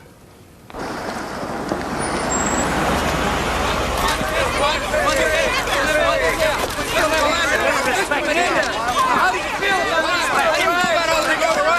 What do you think murdered your parents? Clear the way here. What did my father believe in? Let me read you a letter that he wrote me when I was away at school. I believe, he wrote, that both you and Eric make a difference. I believe that you will. I encourage you not to select the easy road. I urge you to walk with honor, regardless of the consequences, and to challenge yourself to excellence. My father believed in excellence. He believed in accomplishment. Show me what you can do. That was my father's creed. That was how he brought us up. To show him what we could do. And to believe in ourselves. And to know that great things are possible for a man daring enough to try. That's my father's legacy. And I will always be grateful to him for that. I loved him. I loved him very much. He was a great man. A great man. I just want to thank all of you for coming. I think about my dad and my mom and what it would have meant.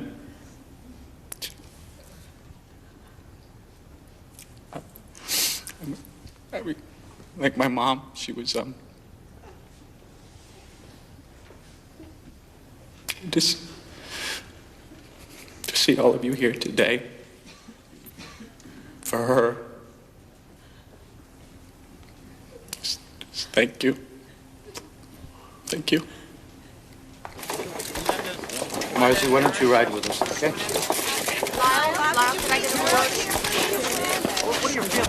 Marcy, you said I would never be able to fill my father's shoes. You make your own footsteps, Lyle. Don't be concerned with filling your father's shoes. You don't understand. These are my father's shoes.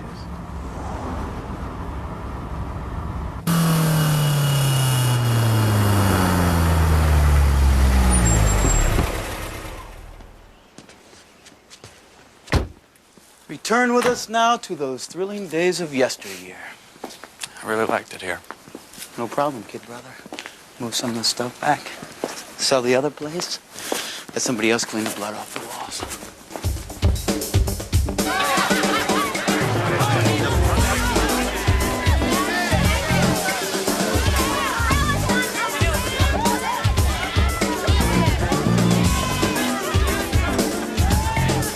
So have you decided where you're going? At UCLA, I guess. They have a great tennis program, and Dad kind of figured I wasn't going anywhere with the swimming, but I don't know. I think you ought to go there. You know, take your mind off things. Yeah, definitely. You know, it's so unexpected that you don't have time for the usual reaction. And, of course, it leaves me responsible for his state, Eric. God, isn't that hard? In a sense. On the other hand, I've been waiting so long to be in a position like this that this transition comes easy. You buy the idea that it was a hit? A mess like that? 2 in the head. It's not a moral pit. Then what? Cult? I don't know. What do you think? Bloody enough, but that's about it. So what does that leave? The kids? The kids. You know, you guys ought to call a maid service. Get this place cleaned up. I could get some numbers from my mom. You guys should hire a couple. He can take care of the grounds. I don't know. Well, you don't know about the grounds, or you don't know if we need full-time help? Both. You guys still eating? I thought we were supposed to play at 10 o'clock. We're not on standard time, buddy. Can I get you anything, Craig? Coffee, I guess. Maybe we can play some doubles. Wow, why did you say we don't need any help? Because we might not be staying, that's why, Eric. I don't think this place is right. It's too big, it's out of the way. I'm thinking maybe an apartment, condo. Wow, this is a great house.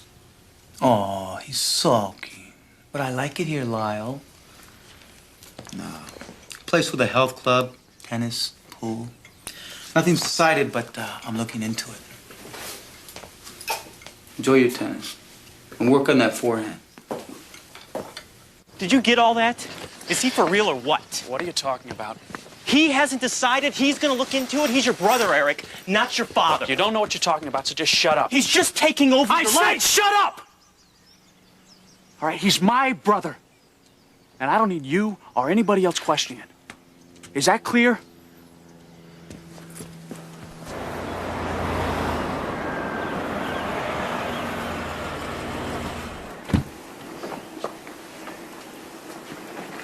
I was thinking of selling the computer, and I think I heard that even if I erased the files, someone could get them back. That's right. See, the way a file allocation table works... All right, look, is there a way you can erase them so no one can get them back? No one can know they're ever there? All you've got to do is tell me what you want erased.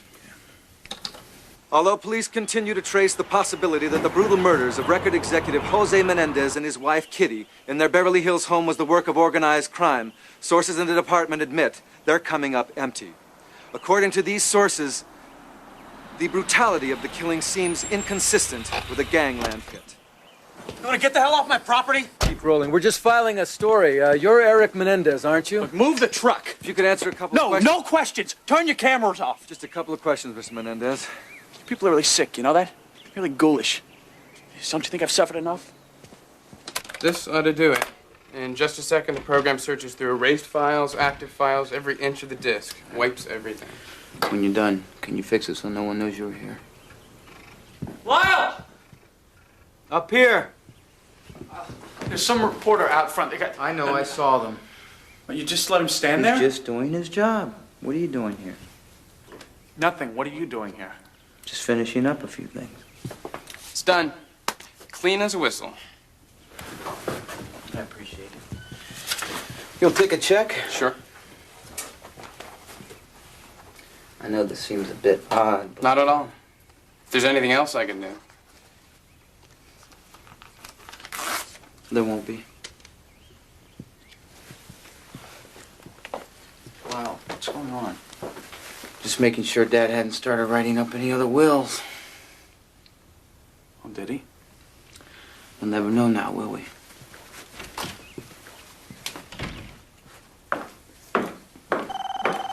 Get it, let the machine get it. I'm just gonna see who it is. Suit yourself, you've got your own car.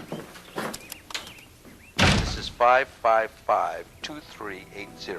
No one is available to take your call now. Please leave a message at the tone. Lyle, Eric, I was hoping to catch you in. This is Dr. Oziel. I got your message. I wanted to offer my condolences, and if there's any way I can help. I know how hard all of this must be on you, and how much it could help you if you had someone to talk to. You've got my number. I just wanted you to know I'm available.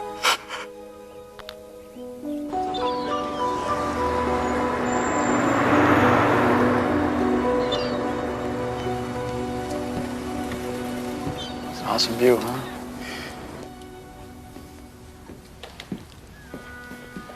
Awesome. Yes. Took the word right out of my mouth.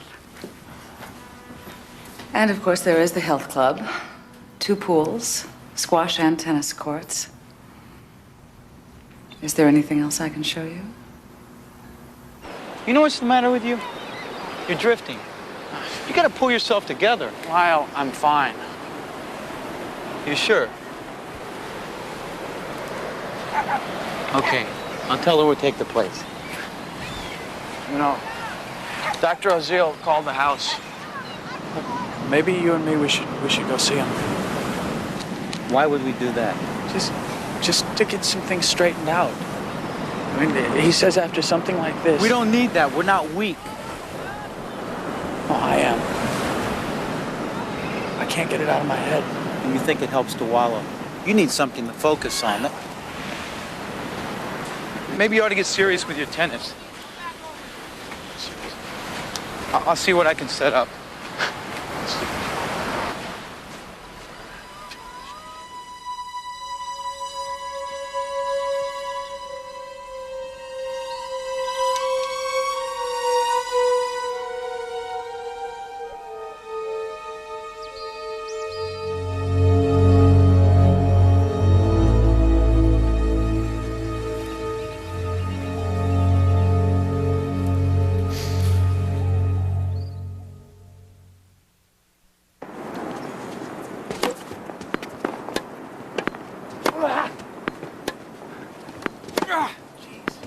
Concentrate! Lyle, I told Danny and Bob we were going to meet him at the theater. Where are you going? Princeton. I thought we weren't going to school. I already notified UCLA I wasn't enrolling. I didn't say I was going to school. Princeton is a town, not just a university. There's more there. Like what? Opportunity. The point is, I wasn't joking. You just didn't take me seriously. It's just kind of hard to imagine you running a restaurant, Lyle. You've never even boiled yourself an egg. Frank Lloyd Wright wasn't a bricklayer. What's your point? None.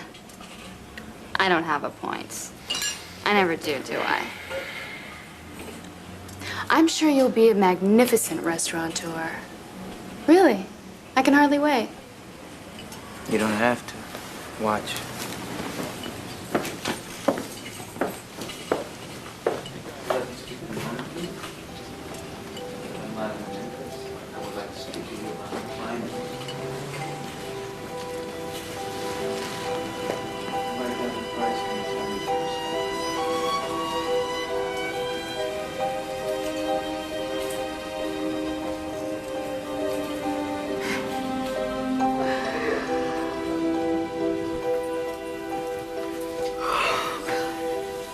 Coming?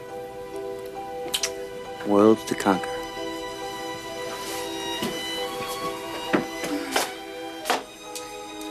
Well, it's not just the brutality of it, of course. My dad was such an irreplaceable man. He had a kind of drive that was unique. He was a great man. He's my role model. He'll always be my role model. A lot of our readers knew your father from when you lived here. They're concerned. They'll want to know how you're handling this tragedy. There were initial hysterics. I mean, who would want to do this to our parents, you know? Then after that night was over, I sort of entered into my dad's sort of mode. Kind of an ESP sort of thing, you know? I just took over his position in the family. Come on, Eric, we gotta do something. Why? I don't know. I mean, jeez. Craig, my whole life I've been doing something. So maybe I don't want to do anything right now. All right. Just take it easy, man. You know, you're right. You're right. We gotta do something, right? Well, what would Dad say? Tennis. He'd probably suggest we go play some tennis. Come on, Eric. I didn't... What, you didn't mean tennis? Fine. What do you say we write a script, Craig? Well, I got a million ideas. Just take them down, Craig. Let's go get something to eat. You want to do something, we're going to write. What do you want to do? You want to do another murder? All right, now, cut it out. Oh, you're right. You're right. It's a bunch of crap, right? It's a bunch of fiction. For God's sake. I mean, what do we need fiction for when we have real murders? You know that, don't you? It's real murders.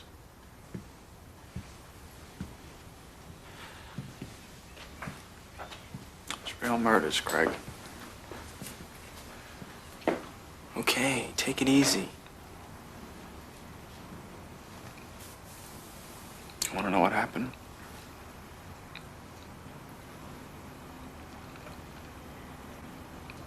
Mom and Dad were in the TV room. Lyle was standing there with his gun. And he said, "Let's do it." He said, "Let's do it." We're looking for a younger clientele. That's what these lights are for. That's what the new banquettes are for. That means a lighter menu. Quick, quick. It's not eat till you're stuffed. It's light, quick, and healthy. So hard for people here in the East to understand. Forget fried, forget cream sauces.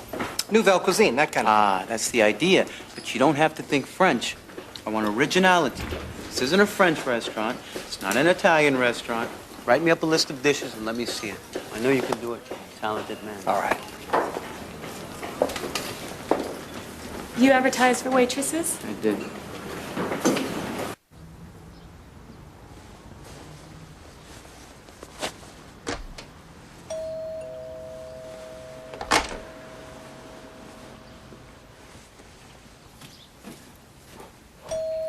Coming.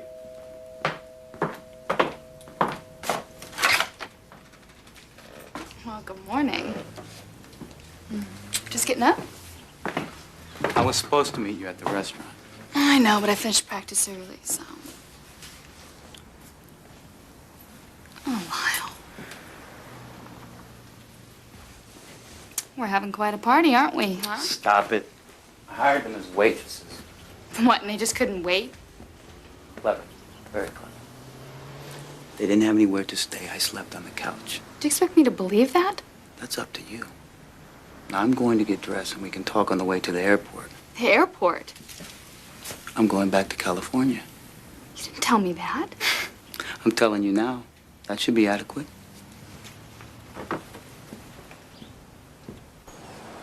I wish I had more to tell you, but so far we haven't been able to turn up anything.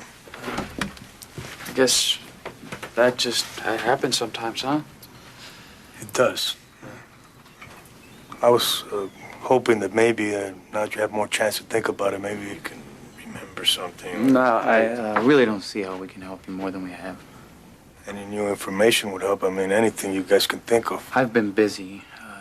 I just got back from Princeton. I've started a business. If we had thought of anything before, we would have told you, wouldn't we? You don't seem very interested. I appreciate your concern, but I have a lot to do, sir. More important than catching the man who killed your parents? I understand where you're coming from. It would be great if whoever did this went to jail. But it doesn't really help us in any way, does it? Thank you. You never driven a Porsche before, have you? I have an Alpha, but you know that's just a piece of junk. Nothing handles like a Porsche. There's nothing really comparable. No, there isn't. You just do the paperwork, I'll write you a check.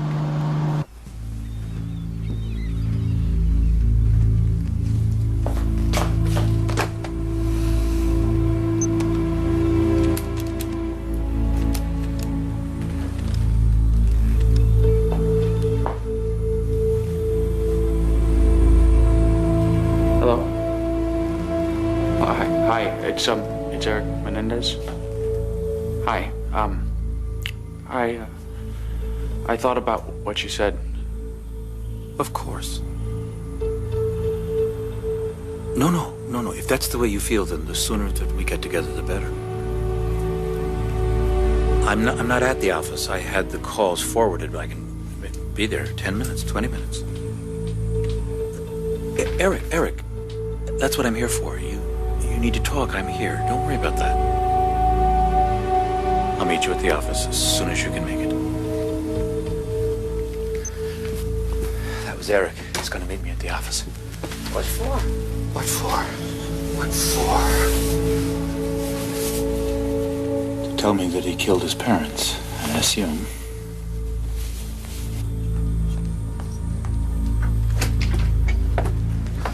Eric?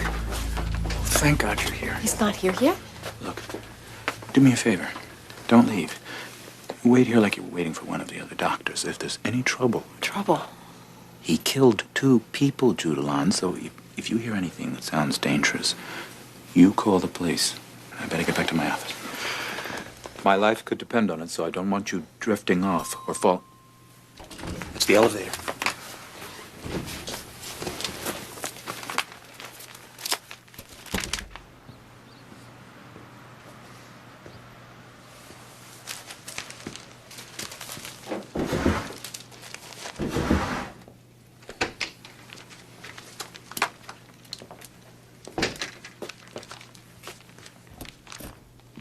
Oh, I thought I heard the door. Come on in, Eric. She's waiting for another doctor there. I know how upset you are, but we'll have all the time we need to talk about this.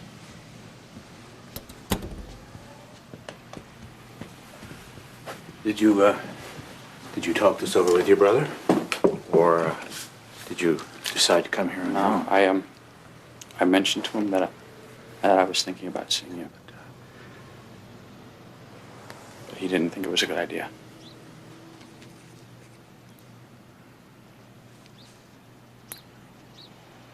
I can't sleep. Are you having nightmares? I keep waking up. And my dad's standing over me. He's all bloody. And he's just standing there staring at me.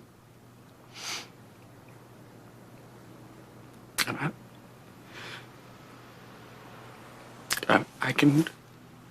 I can make him go away. But if I try and go back to sleep, he comes back and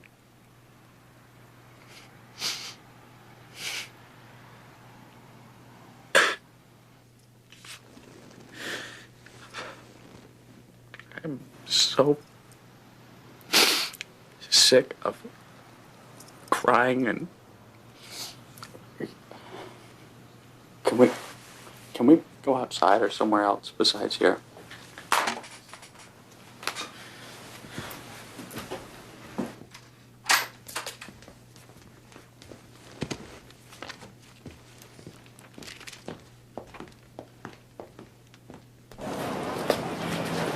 You know we killed him, don't you? Yes.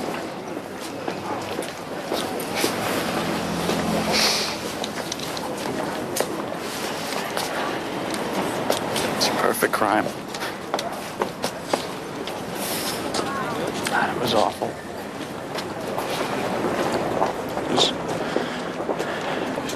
His body's just blood and skin.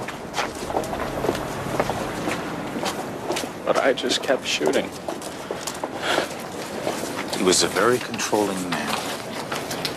I want to write a book about my father. Somebody should write a book about him. He was a great man.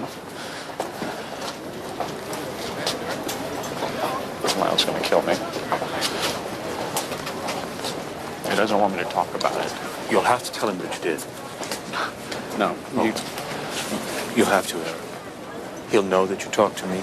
You can't hide anything.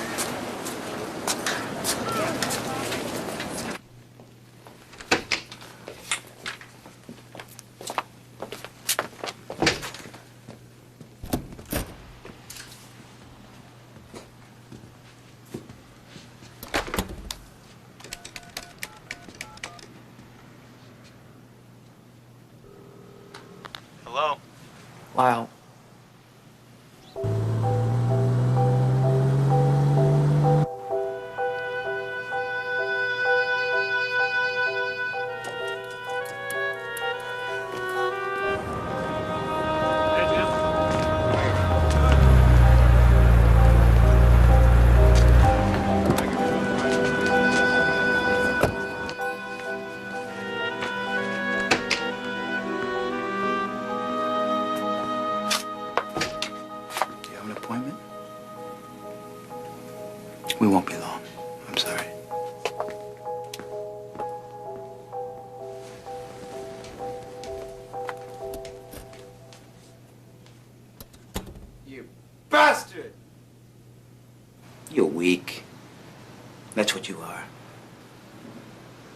You know, brother of mine.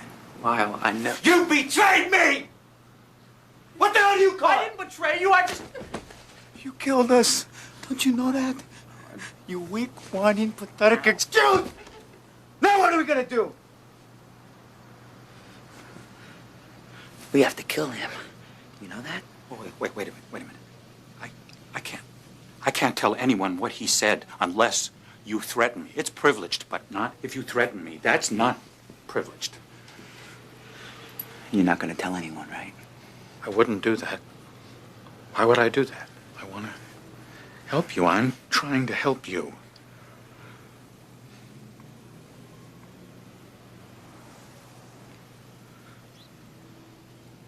The hell with all of you.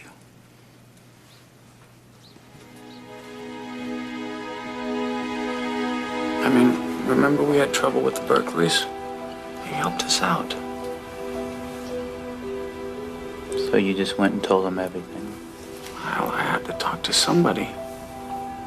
I mean, I was going crazy. It's gonna be fine. It is. I'll just go see him a couple times and I'll be fine.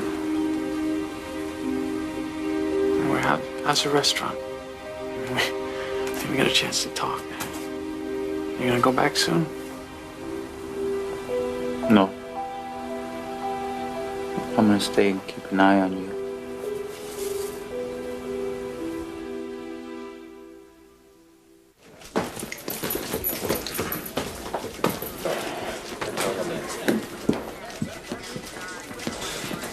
Mr. Signorelli. How are you? Really glad you can come. Really appreciate this. Come on, let's find some place to talk. Well, you're his friend, aren't you? What can you tell me about him? What's he like? He's a nice guy. He's a terrific athlete. He's smart. I like him a lot. I don't know what to tell you. How did he get along with his parents? Did they fight a lot? I guess, I'm sure. I don't know. Did you ever hear him say anything about wishing that his parents were dead? Or anything like that? Look, I'm not sure what I should say. I mean, I didn't talk to my dad or a lawyer or anything. What, are you under any apprehension that you're a suspect in this case, Mr. No, Signorelli? no, of course Why not. would you need a lawyer for? I didn't say I needed a lawyer. I don't know, okay? He's a friend of mine, that's all. I don't want to say anything to get a friend in trouble. What kind of trouble? Look, I don't know what I'm supposed to do here. We're friends, that's all. Friends, that's all. And friends do things together, no? Well, what kind of things did you do together? I don't know. Tennis, swimming, we wrote scripts. You wrote scripts? Oh, one script, really, that's all. What was it about? Just a movie script. What was it about, Mrs. Signorelli?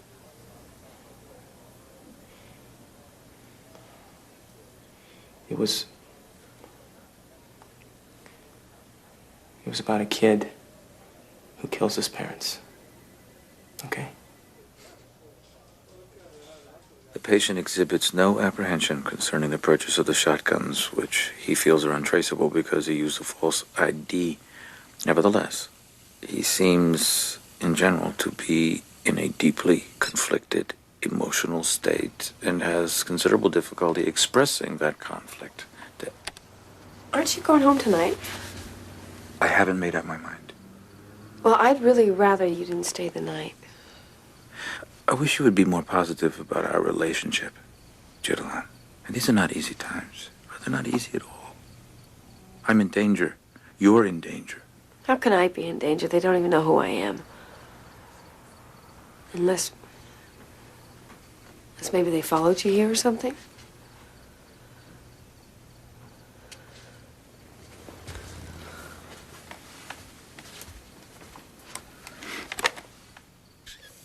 The patient's manner seems to be sullen and morose, which I attribute to the tension that he's been under.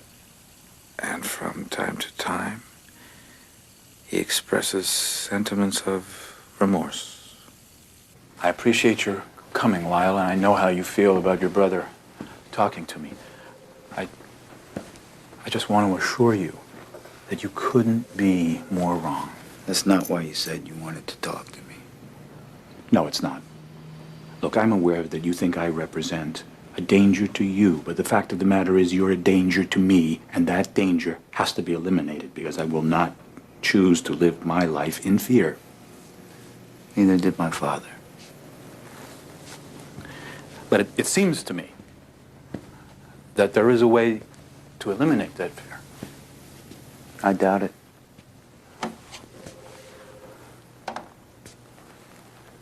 I'm just going to turn that on. And I'd like you both to tell me in your own words exactly what happened the night your parents were killed. You're crazy, you know that? Come on, Eric, let's go. Look, what happens if the police break this case? Now, don't be in such a hurry. I can help you if you tell me what happened. Is there anyone else in a position to help you, like I can? What are you talking about? Well, look, let's examine the dynamics of the situation. What are we all afraid of? You're afraid that I might tell the police what I know, and I'm afraid that you might kill me to keep that from happening. And that's not exactly a baseless fear. Get to the point. Well, the point is, what's going to happen if you get caught? Go to prison. You're kidding yourself. You'll go to the gas chamber. But I think I can stop that from happening. How? Because I'm your therapist. And because my testimony could help you avoid a conviction on psychological grounds. And at the very least, it'll keep you out of the gas chamber. And the catch is, this little recording you want us to make. Well, so I feel safe, knowing that you know that if anything happens to me, this will become public, and we have to look after ourselves. Lyle, this tape protects me. It could protect you. And that sounds like a good proposition for all three of us. In the event that you ever come to trial, anything that you say or tell this machine could be helpful.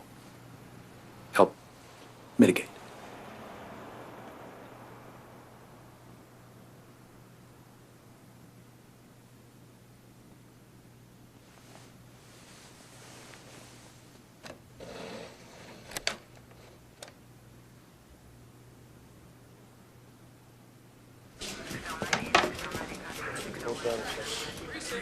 Mr. Signorelli, may I help you?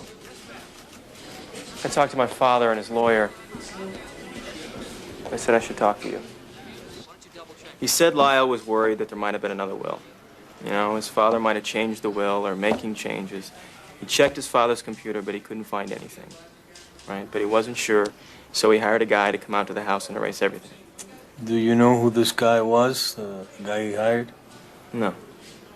What else did he say? He told me they shot them. He said Lyle handed him the gun, and they went in, and they ran into the room, and Lyle started shooting. He was shooting his father, and he looked at Eric and said, "Shoot, Mom." And he did. Look, I am tired. I just want to go to bed. No, I don't want to take anything. I am just going to go to sleep, okay? No, it's not going to work. I don't want to see you. Why can't you just accept that?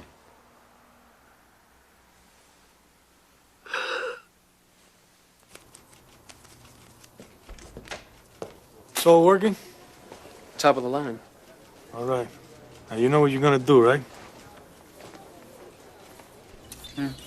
You've been playing me, what, 2 years now? What do you think? Is my game getting any better? Yeah. I used to beat you once in a while. Exactly. Now we're just going to find the right tournament. I'm ready. Listen, Eric, I gotta tell you. The police called me in and they're asking a lot of questions. You didn't say anything to him, did you? Yeah, sure, right. I told them you killed your parents. Well, you better not. Did you?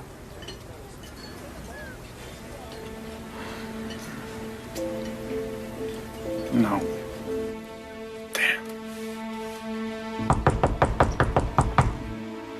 Open the door, Judeline. I've got to talk to you. Open the door.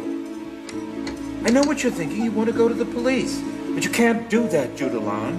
You've got to listen to me. You can't do that. Judeline, you'll be killed. And not by me. You'll be killed.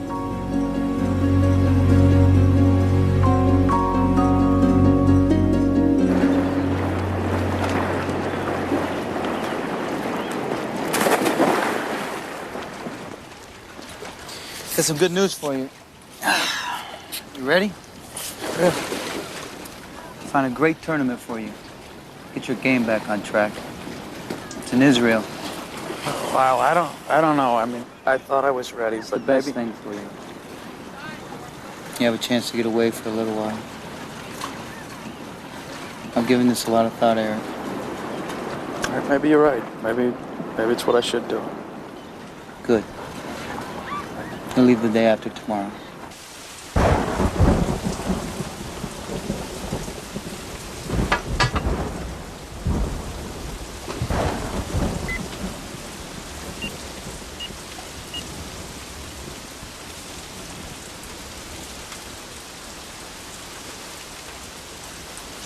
Can I please have the number for the Beverly Hills Police Department?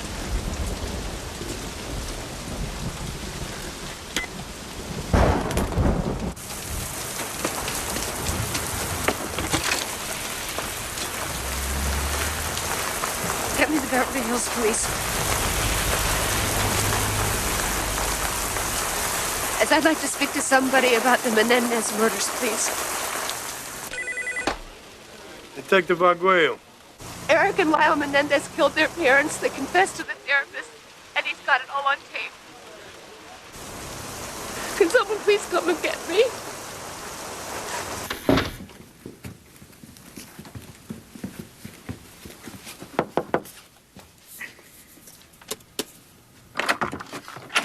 Jerome O'Seal? That's right. I'm Detective Arguello. This is a warrant for all papers and records, including but not limited to audio tapes of your treatment of Joseph Lyle Menendez and Eric Galen Menendez. Well, it is true. I do feel kind of funny putting it on the market. Doesn't make much sense holding on to it, does it? I just don't like it anymore. They did do a good job of cleaning up, though, didn't they? Anyway, I gotta go. All right, talk to you later.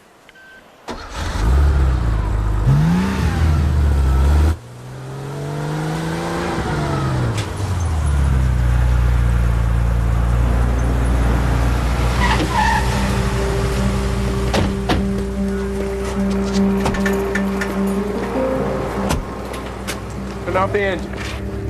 Let's see your hands. Out of the car. Nice and slow. Turn around. Hands up in the air.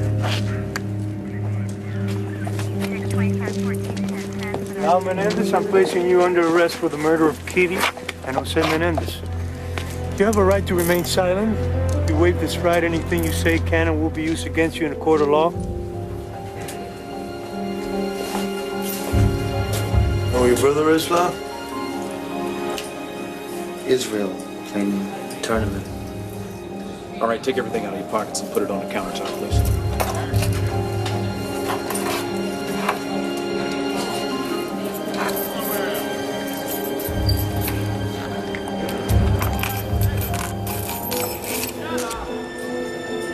What's this? Something I need. Well, what is it? It's paste. I wear hairpiece. Hey, guys. This guy's wearing a rug, man.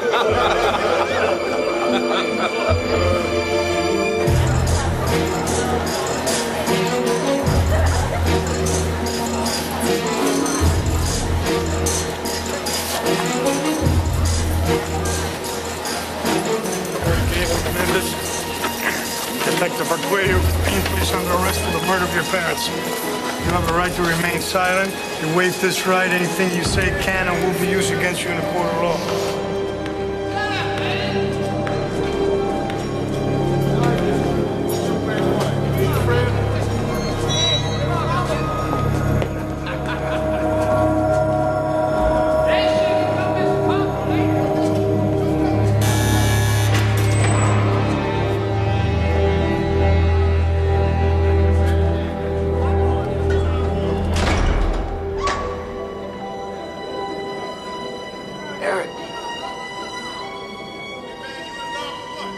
Lyle?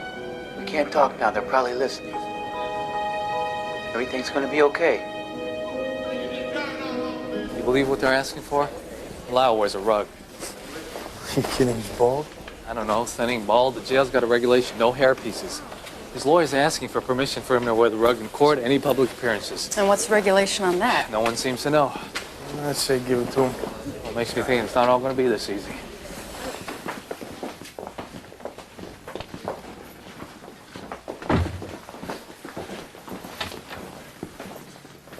You've both been charged with 2 counts of murder. Both charges carry the special circumstances for which you could be sentenced to death. Eric Galen Menendez. How do you plead? Not guilty, Your Honor. Joseph Lyle Menendez. To the charges in the amended indictment, how do you plead? Not guilty.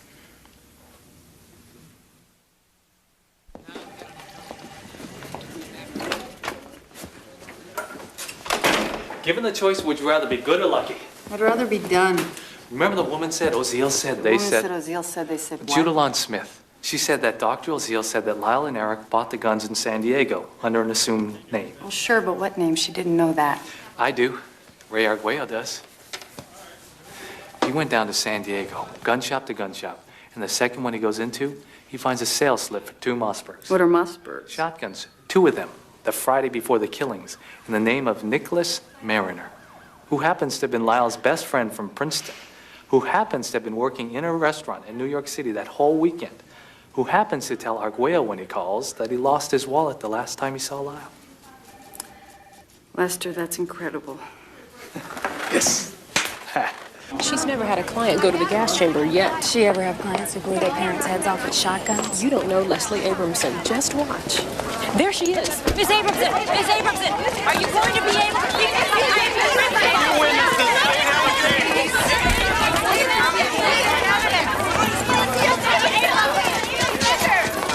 Leslie Abramson, attorney for Eric Menendez, refusing to comment on the appeals process that's been dragging on for almost a year and a half. At stake, whether a jury will ever hear the confessions Lyle and Eric Menendez allegedly made to Beverly Hills psychologist Jerome Oziel. We've got Signorelli. Eric confessed to him we shot Mom and Dad, and he doesn't say anything, and maybe they played chess later that evening. It's a hell of a witness. I don't know what we've got. They're gonna make that kid look awful on the cross. What about the shrink? Oh, he won't even talk to us until there's a ruling on the privilege, which will be at least 6 months. And then an appeal if it goes against him. I don't know. It's just not coming together. Yeah, what is it? Excuse me, they told me I'd find Detective Arguello here. Yeah, that's me. My name's Gerald Bronstein. Lyle Menendez hired me to erase some files from his father's computer. It's been 2 years now since Lyle and Eric Menendez were arrested for the shotgun murders of their parents in the TV room of their It's been 2.5 years since Lyle and Eric Menendez It's were been over arrested 3 for the years since shotgun Lyle and murders Eric of their Menendez were parents. arrested for the shotgun murders of their parents in the TV room of their Beverly Hills home. 3.5 years since the killings. Defense and prosecution alike await a Supreme Court ruling, expected any day now, on whether or not a supposed confession they made to psychologist L. Jerome Oziel can be introduced at the trial. Are you surprised the court voiding the doctor-patient privilege? Apparently threats were made. When a patient threatens a doctor, there's no privilege. Did they confess to Oziel? We haven't studied the doctor's notes. We just got the ruling. Now, if you'll excuse us, we've been waiting 3 years to read these notes. Wait, now, let me ask you now, the court won't let you use the tapes of their session with the doctor. Is that a victory for the defense? I wish we had the tape so the jury could hear what they said in their own voices, but we will have Dr. Oziel's testimony, and we believe that the doctor will be a very substantial witness. When do you plan on using Oziel? I can tell you quite clearly that I intend to attack the credibility of Dr. Oziel in every area known to man and God. How do you plan to attack his credibility, please? This is fantastic. They told him it was a perfect murder. They wanted to commit the perfect crime. They only killed the mother because they couldn't find a way to kill him without killing her. This is incredible stuff. And we've got his notes. He'll testify to what they said. It's just as good. How the hell are they going to defend this? On August 20th, 1989, Lyle and Eric Menendez killed their parents. Did they do it for money? They didn't do it for money. They didn't do it to commit the perfect crime. They didn't do it out of hatred. It was done out of fear. What do you mean fear? They were abused psychologically, physically, sexually. These boys perceived that their parents were about to kill them. They reacted with pure panic, pure terror. They killed in self-defense.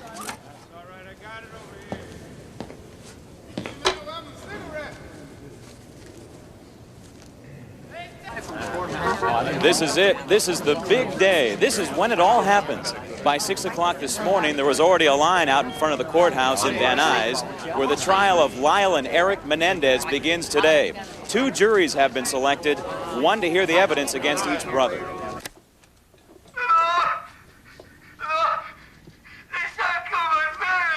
Pardon me? They shot my parents, my mom, my dad. Who shot who? My mom, my dad. They were shot? Yes. They were shot? Yes. Now, in regards to Mr. Menendez, how many individual wounds did you document in your autopsy report? 6. Now, this first wound that you documented, a wound to the back of the head, could you tell us about that? That is a contact wound. The muzzle of the weapon was placed directly in contact with the body, in this case the scalp, so that the entire load of the shotgun shell, pellets, wadding, entered the head. I also recovered pellets along with the wadding. Referring now to the autopsy you performed on Mary Louise Menendez, your report indicates that you identified 10 separate areas of wounding. Is that correct? That's correct. Now, referring to Mrs. Menendez, beginning with wound number 1. This is a shotgun wound to the head, particularly the left cheek. This is also a contact wound. The barrel of the gun was placed directly to the cheek of the deceased. And on the afternoon of August 18, 1989, do you recall making a sale of 2 Mossberg 12-gauge shotguns? Yes.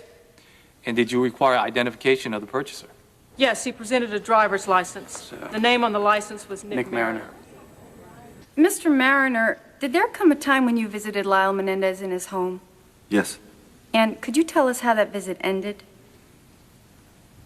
I was asked to leave. By Lyle Menendez? Yeah, by Lyle, yeah. And after you left, did you notice that you had left something behind?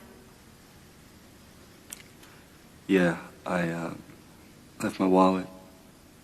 Did you actually sell Rolex watches that day to these defendants? Yes, I did. I sold them 3. The total of the sale came to $15,039.40. And the person who bought this car, do you see him in the courtroom today? At the defense table, in the blue sweater. Indicating the defendant, Lyle Menendez. What specifically did Lyle Menendez say regarding wanting to see this penthouse? They just wanted to see the largest unit that was available. What was the sale price of that? $990,000. 2 pools, squash. He said that they ran to the door, the TV room, and Lyle went up and put his shoulder up against the door on the right. Eric said he looked in, saw his parents sitting on the couch, and Lyle swung open the door and shot his father and looked at Eric and said, "Shoot, Mom."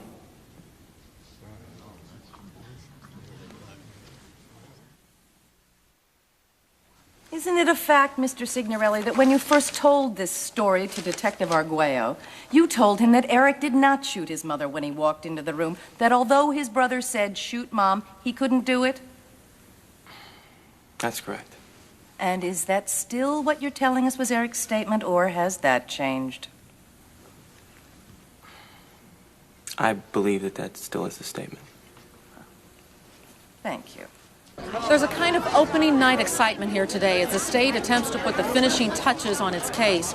If the lines for seats in the crowded courtroom were a bit longer than usual this morning, it's because the 2 juries will finally hear from Dr. L. Jerome Oziel, the Beverly Hills psychologist to whom the Menendez brothers allegedly confessed. The defense spent 3 years in court fighting to keep Dr. Oziel's testimony from being heard. Today, the jury will hear it. I recall Eric talking at length about how, once the plan was formed, that it was impossible to alter the plan and still have it be perfect as a murder, to come off perfectly.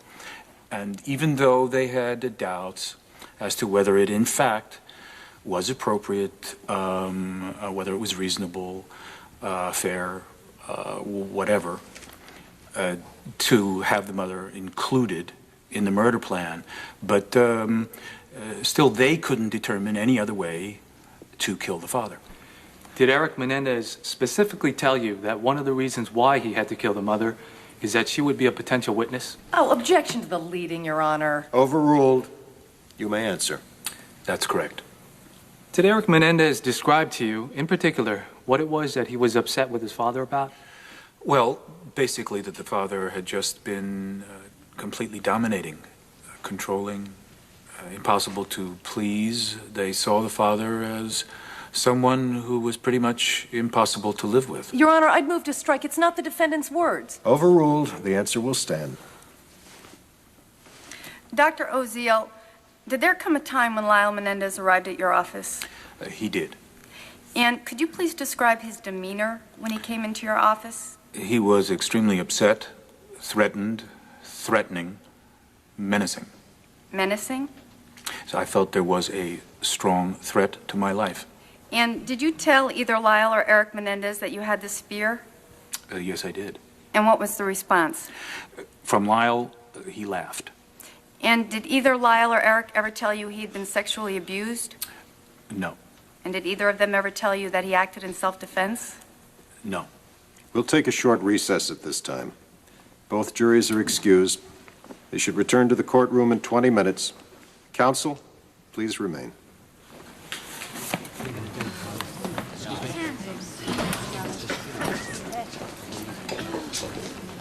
I have just a few remarks before we continue. The remark has to do with the conduct of counsel during the questioning of the witness, specifically that of Miss Abramson, and mugging to the audience during the testimony of the witness. If the prosecution would do the same during the testimony of one of your witnesses, how would you react to that? As long as it wasn't in front of the jury, it wouldn't matter to me. Well, counsel, the jury is right behind you and to your left. The jury can't see what I'm doing. I could see your eyes rolling when you're facing the witness. The jury can't see that either. There is a jury in the jury box that could easily see what you're doing. Now, is there some... I will try. No, not try. You will succeed in not mugging for the jury, not making faces to the audience. You will behave professionally. Is that clear? Yes, of course. Did you ask your lover, Miss Judalyn Smith, to come to your office on October 31st in order to eavesdrop on your therapy session with Eric and Lyle Menendez that day? Actually, it was quite the contrary. Well, can you answer that question, yes or no, Dr. Oziel? I don't think I can. You can't answer that? Did you ask her to be there? No, I didn't. Oh, there you go. Now, you knew Miss Smith quite intimately. How would you describe her mental condition? Would you describe her as a stable person? No, I wouldn't. And she sued you, didn't she? Objection, Your Honor. Sustained. Now, in fact, you told your unstable girlfriend details from your therapy session with Eric and Lyle Menendez. Isn't that right? Would you like to ask me why? No, I would like to ask you what I would like to ask you, and that is what I just asked you. Can you answer it? Yes, I told her. And isn't it true that one of the reasons for your testifying the way you did about threats from the defendants was to justify the fact that you told your unstable girlfriend patient secrets, and your license as a therapist was already on probation, and you were concerned about that? Miss Abramson, I'm sure... Is that what happened? You can answer the question, sir. No, that isn't what happened. The defense may have scored a few points today, raising questions about the credibility of the state's key witness, but they still face an uphill fight, a fight literally for the lives of Lyle and Eric Menendez, who face the gas chamber for the shotgun slayings of their parents, a fight that won't be resolved until the defendants take the stand themselves and tell their side of the story. Spelling your last name? Joseph Lyle Menendez, Menendez. Mr. Menendez, are you related to Eric Galen Menendez, who's seated here? He's my brother. And were your parents Mary Louise Menendez and Jose Menendez? Yes. Did you love your mom and dad?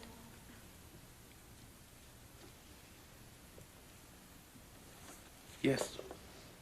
And on August 20th, 1989, did you and your brother kill your mother and father? Yes. Did you kill them for money?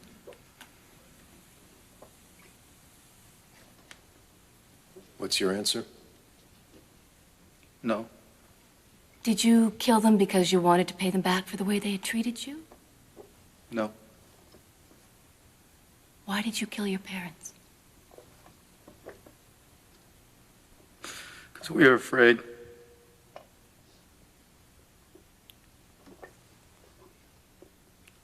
After sports practices, he would massage me. He would show me. He would fondle me and ask me to do the same to him. And for how long did this happen? Not too long. Began to change. It became more involved. What do you mean, more involved? Put me in the bathroom. It would, put me on my knees. It would guide me, all my movements.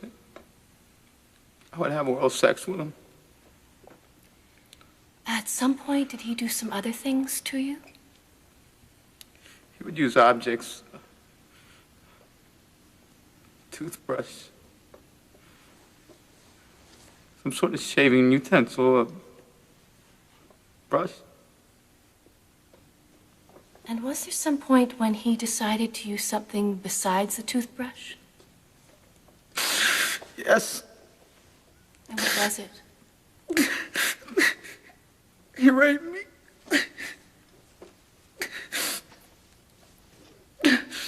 Did you cry? Yes. Did you bleed? Yes. Were you scared? Very.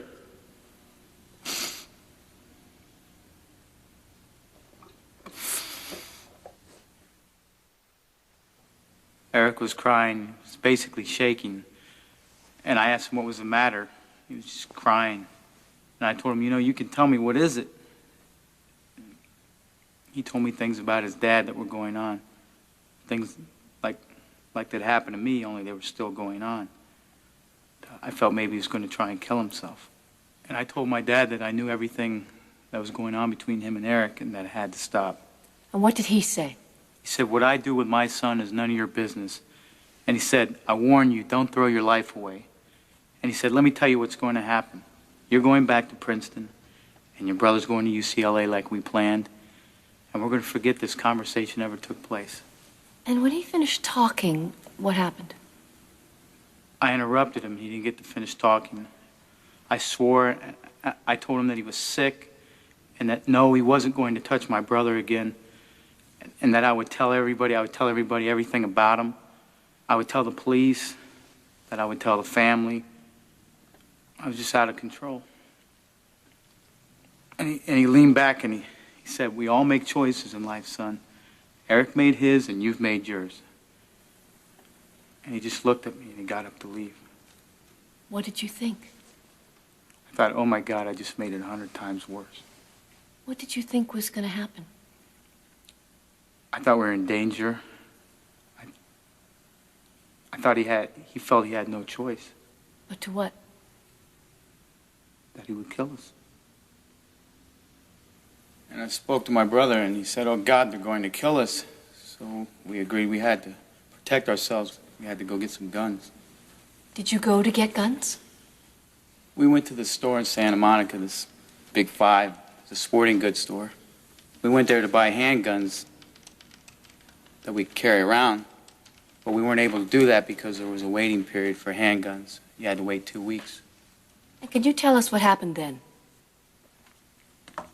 Well, we drove around, talked about it. We drove down to San Diego. We bought shotguns there because there wasn't a waiting period for shotguns. And that was a Friday. And we tried to stay away from them all weekend. And Sunday night, we thought maybe we'd go out, you know, because we'd be safe if we were out of the house. And we went to tell my parents that we're going to a movie. And my mom said no, that we couldn't go out. What did you do? Well, my dad sort of pushed her aside. He spoke to my brother and told him to go upstairs to his room and wait for him. And I said, no, you're not going to touch my brother. And he's just ignoring me, telling him to go upstairs and wait for him.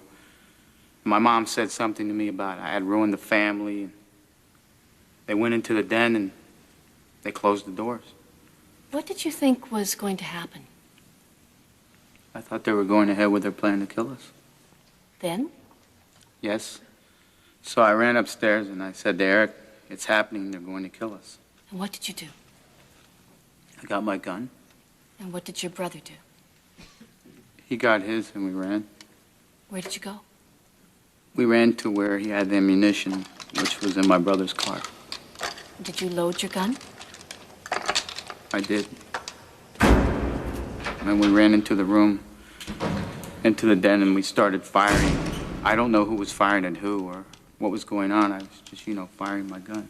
And do you remember firing the very close shot at your father? Yes. And at some point, was your gun empty? Yes. And I could see somebody moving, so I reloaded. You reloaded?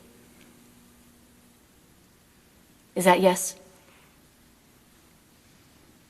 Yes. And what did you do after you reloaded?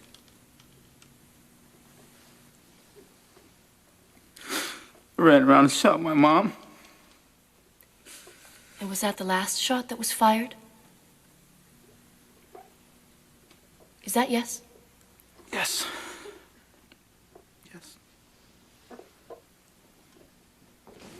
There's no question in anyone's mind that Lyle Menendez, after 4 days of riveting testimony, has completely changed the tone of this trial. How he'll withstand cross-examination, that's what we'll find out today. Mr. Menendez, you heard the tape played in this courtroom of your call to the police to 911? Yes, I did. And on that tape, you told the police you had just come home and found your parents. Is that correct? I think I said someone killed my parents. You were lying to them, weren't you? Yes. And they asked you a number of questions, and you were lying to them in your answers, weren't you? Yes.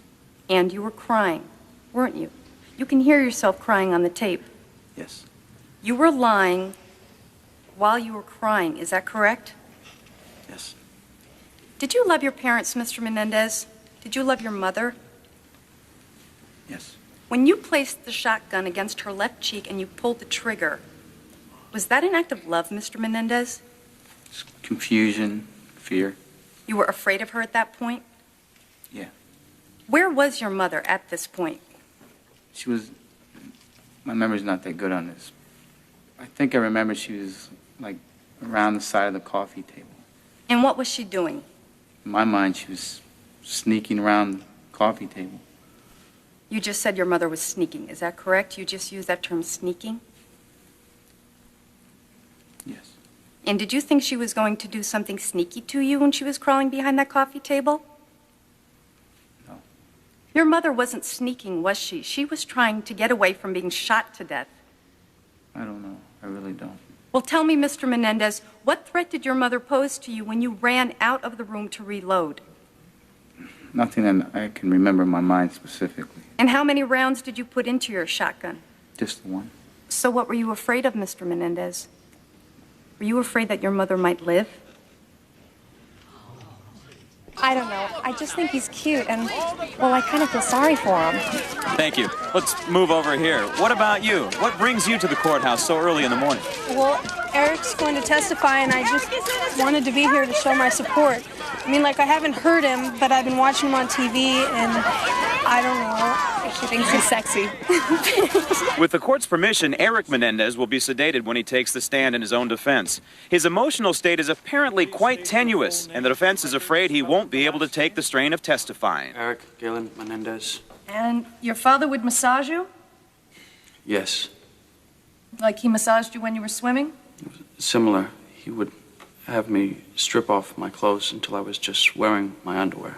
And when you were 6 years old, did the massages change in character in any way? Yes. And what was the change? He had me take off my underwear. He would turn me over on my back, and he would massage my genitals. Was he using his hands? Yes. At some point after that, did he start doing something else? He would massage me with his mouth. He came into my room and he told me to kneel down on my bed. And I did. And then he came over to my bed and he threw me off the bed and told me to kneel on the floor. And I was real confused because he had just told me to get on my knees on the bed. So did you kneel on the floor as he ordered you to do? Yes. Okay. What happened next? He was unbuckling his pants and in some way, either by his hand on my head or by telling me, he told me what he wanted me to do. And what was his demeanor? What was he like at this time? He was rough and he was angry. And at one point I started screaming and I started saying, "Stop, it hurts, it hurts." And did he stop? No. How did you react to this pain? I just sort of died off. I just sort of left myself. I just pretended that it wasn't happening. And how old were you when this happened? I was 13. Now, you got your guns, you and your brother. You loaded your guns. Why didn't you just wait for your father and mother to come out of the room? Because I was thinking they were coming out. I only thought I had seconds. I thought that they were, that as soon as they came out of the room, I was going to die. So I had to get to that room before they came out. And what would have happened if they came out? Objection, speculation. Overruled. You may answer. I thought that they were going to take my gun. It was this stupidly big thing, and it was just, I thought that they were going to grab it. I remember thinking, they're going to get it, they're going to get this. Now, after you went into the den, what do you remember happening?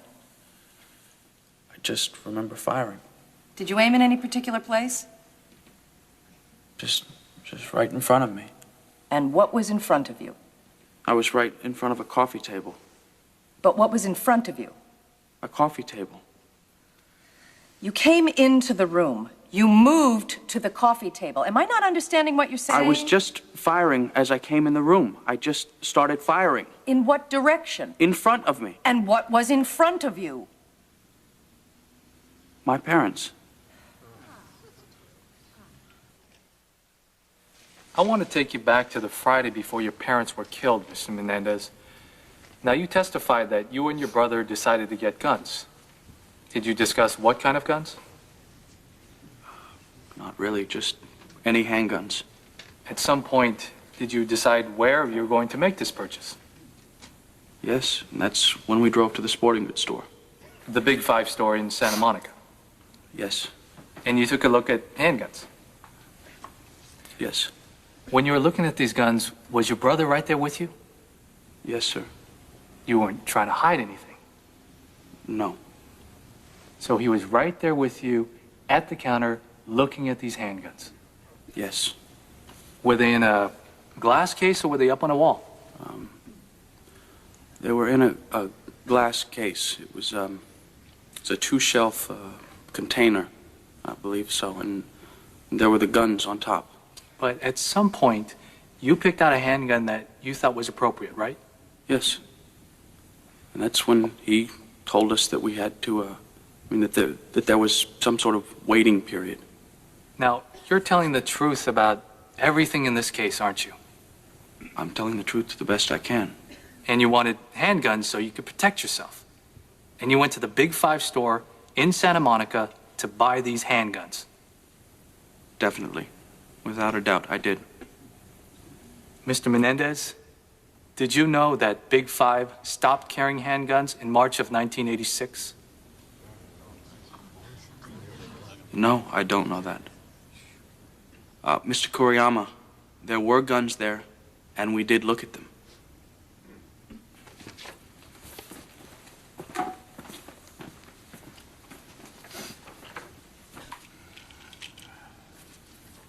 Does this appear to be the area of the coffee table that's shown in that photograph on the board? Yes. Can you see what that is that was next to your mother? The letters? It's a registration and parking registration from UCLA. And in fact, it says UCLA there, right on the card. Yes. Now, you testified that your mother was going to kill you that night, correct? Yes. And that's still your belief? It's still my belief to this day. Yes. Well, if I knew that they didn't have any weapons when I walked in the room, I would not have walked in the room. But I don't know what my belief is to this day. Now, if your mother had been planning to kill you, Mr. Menendez, why would she have been filling out your application for UCLA? It's clear at this point that the defense is based on the mental condition or state of mind of the defendants at the time of the shootings. The law is clear that when the defense posits mental condition or state of mind, the prior therapeutic history of the defendants is admissible. Accordingly, I am reversing the California Supreme Court ruling in this case and will allow the jury to hear the tape recording of the defendant's December 11th, 1989 session with Dr. L. Jerome Oziel. I really think that there just wasn't really a family. And she was so drained from learning about my father's affair because I was listening in the next room, and for months and months I would have to listen to my mother crying in the house. And I still think my mom's death was a suicide. She had given us permission to please carry out her suicide. My father should be killed, there's no question. What he's doing is he's impossible to live with. It's almost that he raised us to be able to handle doing this thing and that we could deal with it. Because he trained us like basic training. There was no way I was going to make a decision to kill my mother without Eric's consent. I just let him sleep on it for a couple of days. My mother and my father were two people that I loved. It doesn't matter what they were, what they actually were. And I understand why it was done, because... That's it, you see. I think one of the biggest pains he has is that you miss having these people around. But I had a dog once, and I miss not having my dog around. If I can make such a gross analogy. At the time the people of the state of California rested their case in chief, this was a murder trial. As soon as the defense began, it became anything but a murder trial. But I am here to tell you today that now you have to concentrate on the murders of Jose and Mary Louise Menendez. Lyle Menendez gets on the stand and he gives a stellar performance. He cries at the appropriate times. It's a great show. But keep in mind, it is the best defense Daddy's money could buy. The defendants weren't the only ones who told you what Jose Menendez was like. We had his sisters, his brother-in-law, his friends, people who knew him. We had teachers and coaches. And I've made a list of words they used to describe him. He was belligerent, manipulative, powerful, rude, nasty, never satisfied, had a cut-you-to-shreds tone of voice, was aggressive, frightening, intimidating, cruel, harshest person ever met. He had to win. He was overbearing, confrontational, demeaning, abusive, sadistic, sarcastic, controlling, fake, secretive, demanding, cold, competitive, arrogant, angry, and belittling. How many people do you know would fit that description? And would you let them raise your child? After a lifetime of terror, these children were frightened. After a lifetime of threats, these children felt threatened. It may be hard for you to believe that these parents would have killed their children. But is it so hard to understand how these children believed that their parents would kill them. It is hard sometimes to look at pain, and we look away. We close our eyes in movies. We don't read the newspaper. We don't watch the news. I ask you now not to turn away from the pain and to see it for what it was and what it did to Lyle Menendez. I ask you to return a verdict of guilty of involuntary manslaughter. For all the children who have been beaten within an inch of their lives, for all the children who have been scalded with hot water as punishment, who have been burned with cigarettes, who have been locked in rooms for days at a time, years at a time, and not fed, this defense is an offense. And for those children who got out of the house and made lives for themselves and became productive members of society, this defense is an offense. The defendant and his brother viciously and mercilessly attacked their parents on the night of August 20th, 1989.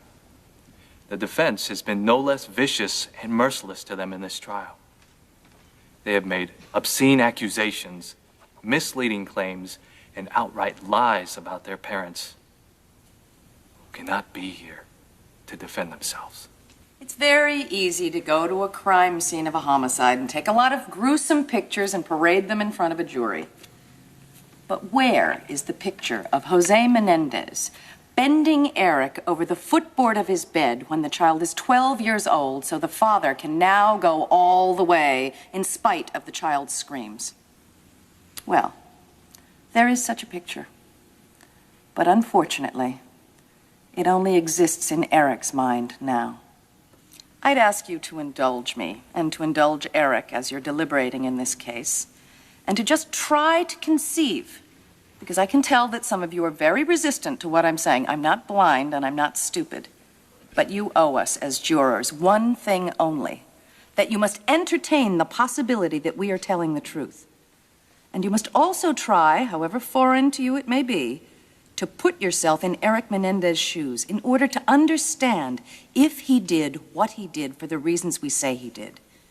And if we have raised, through our evidence, a reasonable doubt that malice was present, or a reasonable doubt as to whether or not they were acting in the heat of passion, or whether or not they were acting in fear, then they lose, we win, and it can be no more than manslaughter. Eric became my client 3.5 years ago. There's no way you can go back and share the experiences of a 19-year-old, which is what he was at the time, without getting more than somewhat professionally involved. And I admit to that. I admit to an enormous bias in favor of this client. In those early days, I was the only person he had. And I've had him in my hands for all this time. And now, I have to give him up to you. There really is good and evil in this world. There really is. There are really good people and bad people. And sadly enough, given where we are, Eric Menendez is a good person who did a bad thing. And you cannot judge the sinner by the sin alone, because you will never know what to call the sin unless you look at the person who did it. All right. You've got 4 choices on each count. That is, each parent, the killing of each parent. We can find Mr. Eric Menendez guilty of first-degree murder, 1 or both counts, second-degree murder, 1 or 2 counts, voluntary manslaughter or involuntary manslaughter, 1 or both counts. Or not guilty. Yeah, well, you forget about that. He blew 2 people away. Well, look, we can't find them not guilty. The judge made that very clear. I mean, they shot them, so they have to be guilty of something. So, let's start with first degree. How many think it was first degree? What the hell is this? First-degree murder. Of course it was first-degree murder. They shot them. After what those people did, I would have shot them myself. Manslaughter, how many votes? I would say we have a lot to talk about. What do we know? We know the parents didn't have weapons. They weren't trying to kill him. Lyle thought they were. That's what matters. He says. Is there any reason we have to believe him? He was on the stand almost 2 weeks. They cross-examined him like I never heard of anybody being cross-examined. If he was lying, it would have come out. Of course he's lying. You know that. Yeah, I know that. Beyond a reasonable doubt? No one could listen to all that testimony and not have doubts. I don't. Look at this. Look what he did to them. That's murder. That's first-degree murder. Take that down. We don't have to look at that. You're saying Lyle wasn't abused. How can you say that? He confessed to his therapist. How come he never mentioned it? Well, would you tell about something like that? Raped and sodomized and everything else? If I told someone I killed 2 people, I'd damn well tell them why. I'm sick and tired of hearing that Eric shot them. We know he shot them. Why? Oh, please. Why? That's the question. Who gives a damn why? Listen to him. They all made up their minds before the trial was half over. Listen to you. You're right. That little bastard got up there and cried, and you all cried right along with him. Oh, real men don't cry? That's sick. That is just sick. Who does it remind you of? Jose. You want premeditation?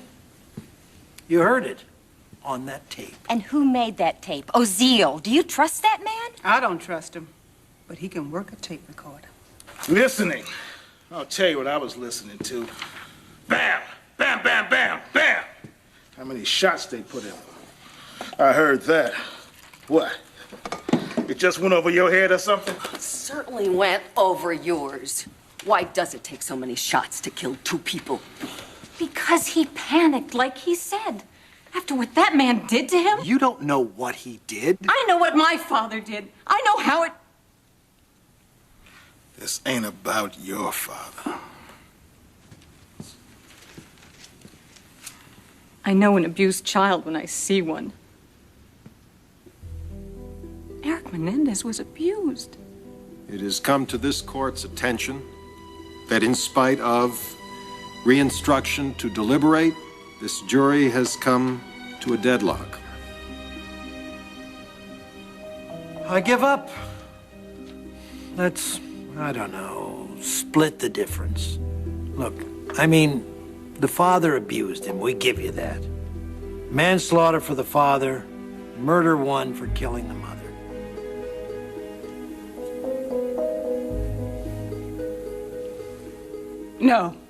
No, we can't do this. That's not a verdict, it's a lie. None of us believe it.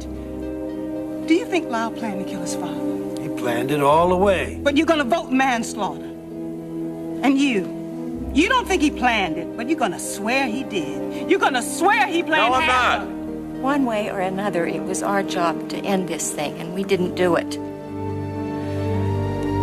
God help us. This court will be of no use in resolving this insoluble deadlock. Ladies and gentlemen, I